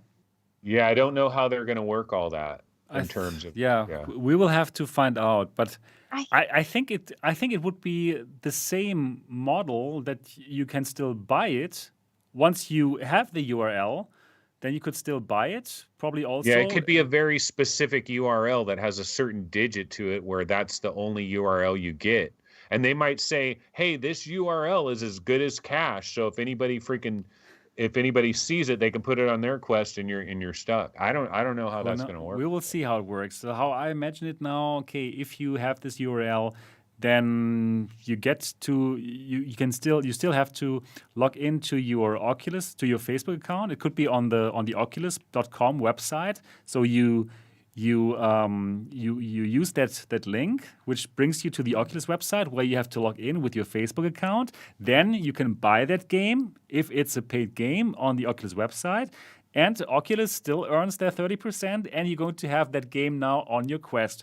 This is basically how I believe it's going to work. Really? Yeah. Okay, if it works Yes. like that, that would be pretty game changing. That kills Sidequest Dead. That's the point. That is the point. That is the Yeah, point. but Yes. as long as Facebook doesn't really want to still control even those unlisted items, I really don't Here's know the if they would be the able problem. to let them go. The problem with that, Sebastian, is them taking 30% of something. Here's the problem with that. Then that means there's no way they're going to take money on something unless they know everything that's in that app and that there's no like pornographic material, or you know what I mean? So then you might as well be a store app and go through the entire process of being vetted. So I don't think they're going to take 30%. I don't.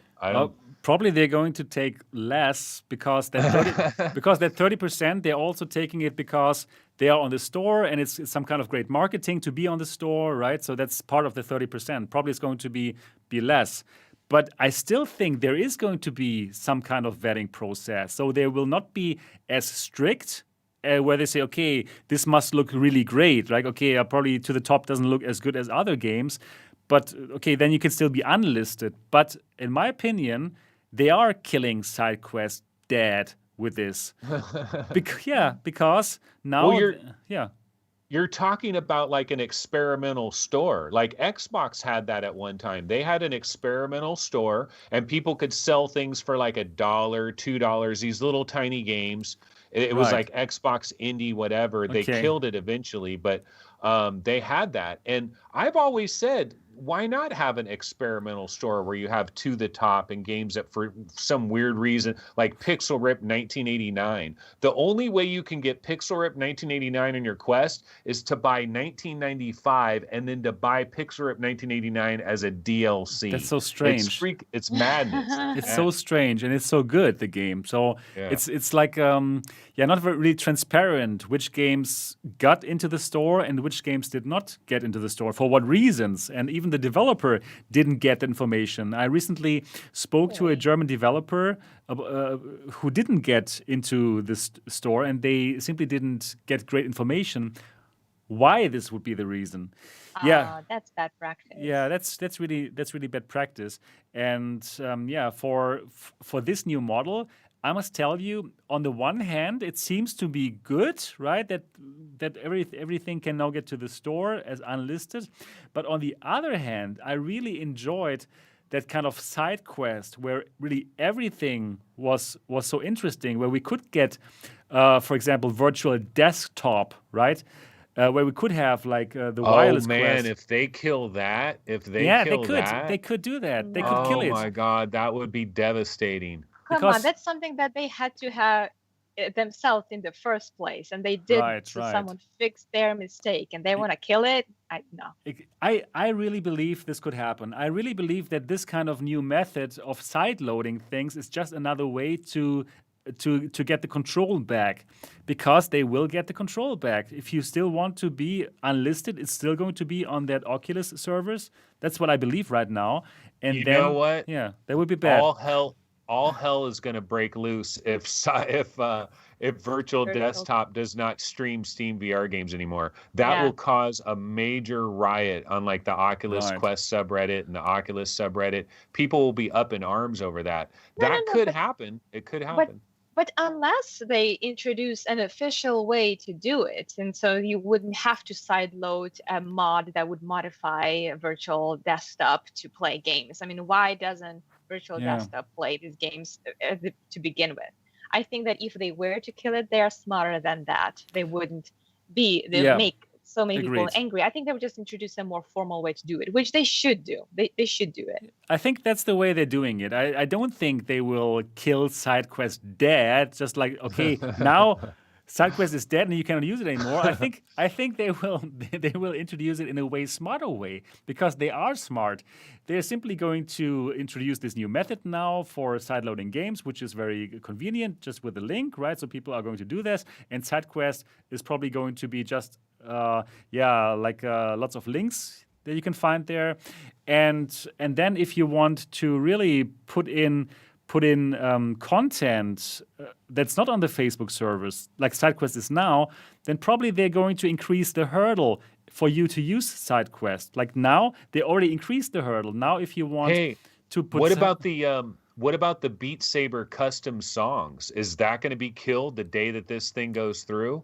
I don't know yet. We'll see. I don't want riot to think as about well. it. That'll cause another riot. That would be bad. I really don't want to think about it because they are already not happy about it. Every time you're trying to run a modded version, you get this big message in your face saying, "You're a pirate. You're violating our laws. You're a bad person." And people get legitimately scared that their accounts will get banned, which they completely have the power to do.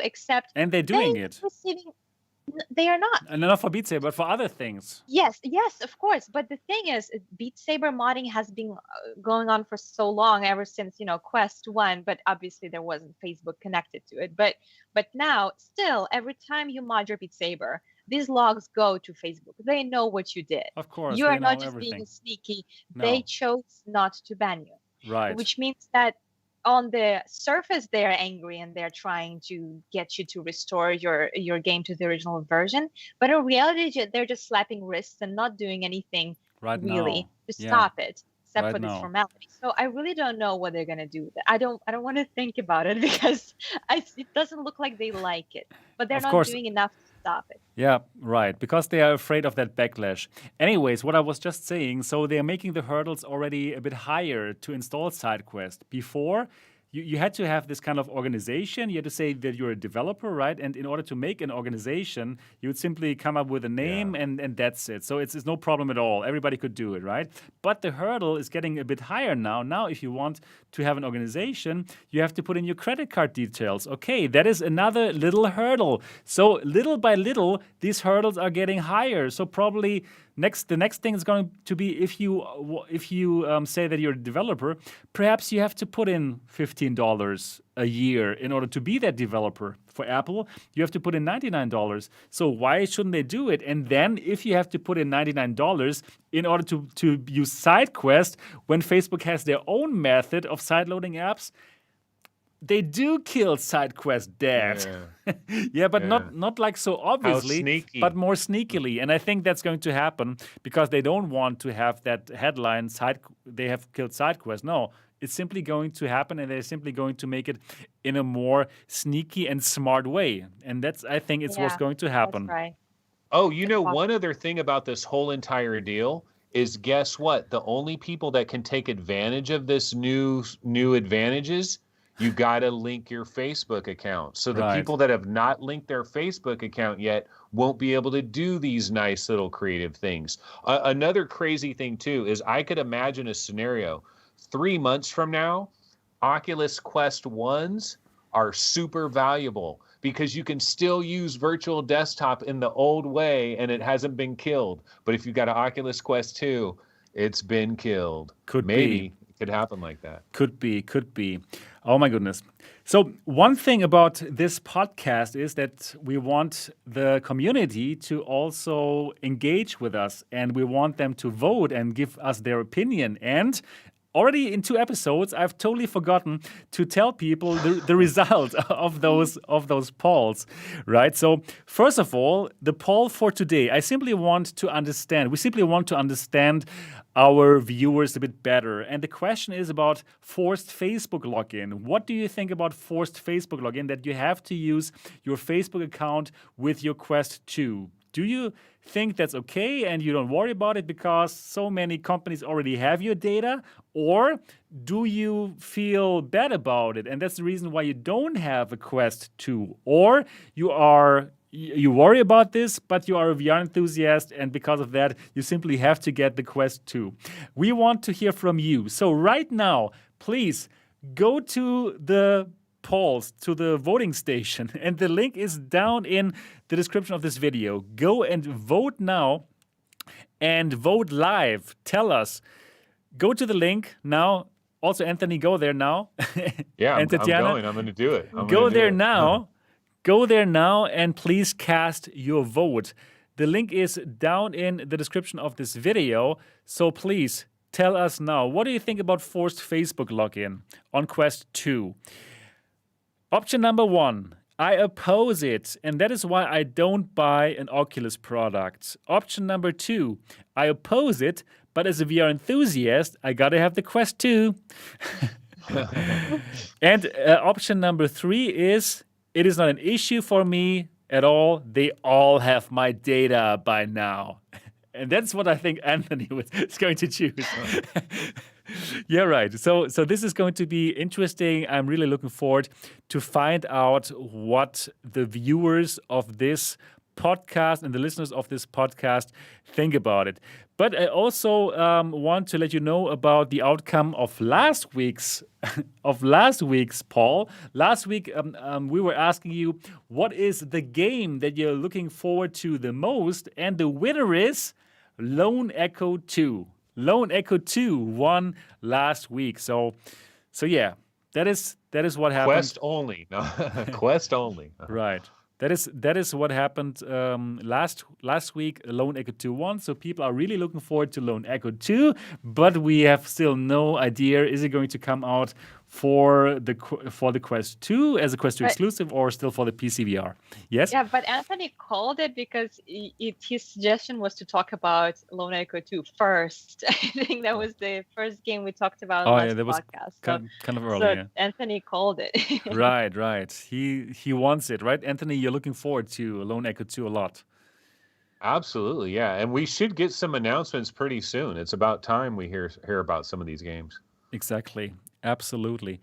Yeah, so now is your last chance to cast your vote. Again, the link is down in the description of this video. What do you think about forced Facebook login on Quest 2? I oppose it, and that's why I don't buy an Oculus product. I oppose it, but as a VR enthusiast, I gotta have the Quest 2, or it's not an issue for me at all. And they all have my data anyways. Please cast your vote right now. This is an online poll, and I'm going to tell you about the results actually in a minute or in a moment, actually. So let me have a look at the results.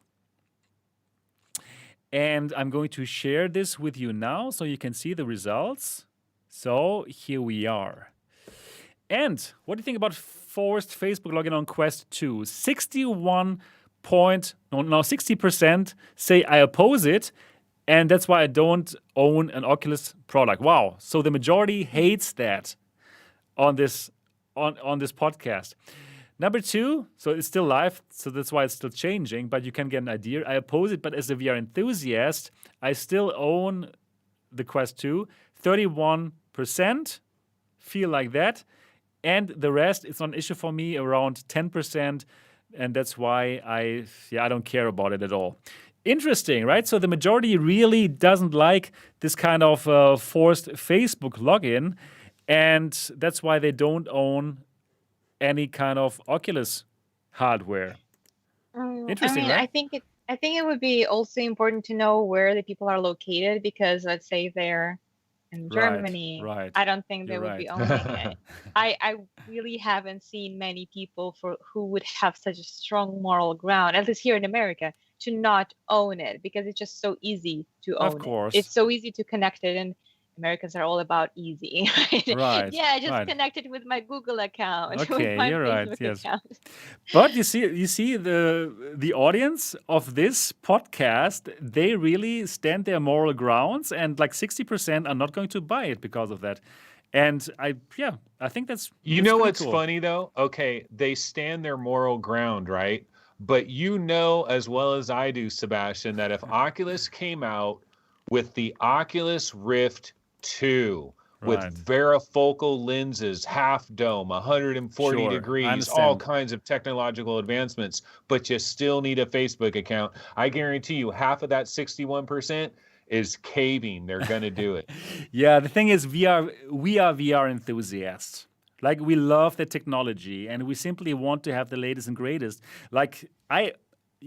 I totally hate it that we're being forced to use Facebook login. It comes with all kinds of problematic things. It sucks. It's a pain in the ass. And I truly believe that Facebook shoot themselves in the foot here on the long run. I think that's really bad. But I still have it. I still have it because I simply want to try these kind of things like Doom 3 on the Quest 2, right? I simply like that. So yeah, I did cave in. YouTubers have to have it. I have to Come have on, it. If Yeah, of we're a course. YouTuber, we Sure. gotta have it. I have to have it, right? To check out all the stuff. But anyways, still, I like the outcome and I like that our listeners and viewers that they think about these issues and that they see this as an issue. Anyways, you know what, guys and girl? We are already here we're already like 2 hours again. This is, it's crazy how fast time goes. And I want to cut this a bit shorter than before. We were going like for 3 hours and stuff without finding an end. So let's cut it off now. And let's call it a day. It was I think it's a good place. Right. We covered so much actually. I'm very impressed with that. Exactly. And I'm very impressed by this podcast. I love it. And I'm so happy that that our audience also loves it again. So many people watching this. Thank you so much for watching it. And if you enjoy it, tell everyone about this podcast, the Next Dimension podcast, every Saturday live and also on all the audio podcast providers. So absolutely. Apple yet? That one, I'm not sure. I have to double check this one. Yeah, probably not. But it's going to happen eventually. So, so absolutely give this a thumbs up. And that's it for this podcast. Hope you enjoyed it. And we're looking forward to talk to you in the next episode. See you next week. Bye-bye. Bye-bye. See you. Bye. Cool. I hope that ending was not too abrupt. too sudden. Like it felt like we could have been keeping on talking here for the next hour or so. But I thought okay, we need to cut this a bit shorter. What do you think? No, I think we were at a very good place. We talked about the CES. We talked about some games. We talked about the privacy. I mean, we work. I don't know. We touched a little bit on all these major topics. I think we did great.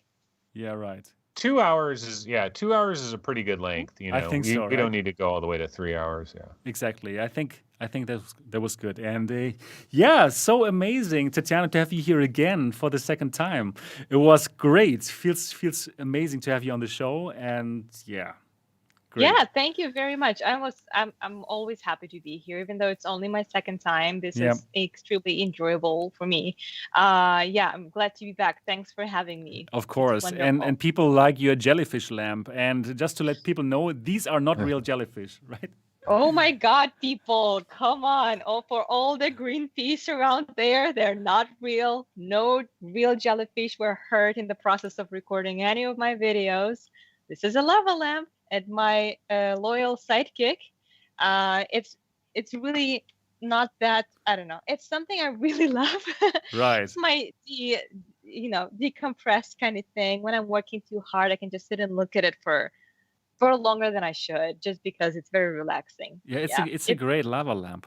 It's perfect. Yeah. And by the way, we did not forget to turn off the stream. That is meant. We're still online. That's great. And it's just some kind of way to come down. It's the after show. It's the after show. It's we're here to say thank you for watching us. Hope you enjoy it. And just a way to end on this kind of note. It's just so hard for us to say goodbye. Exactly. Good. Great. I believe that's it. Thank you all for watching this out there on the streams. And we're looking forward to see everyone in the next show. That's it for number 5. See you next one. Bye-bye. Bye-bye. Bye.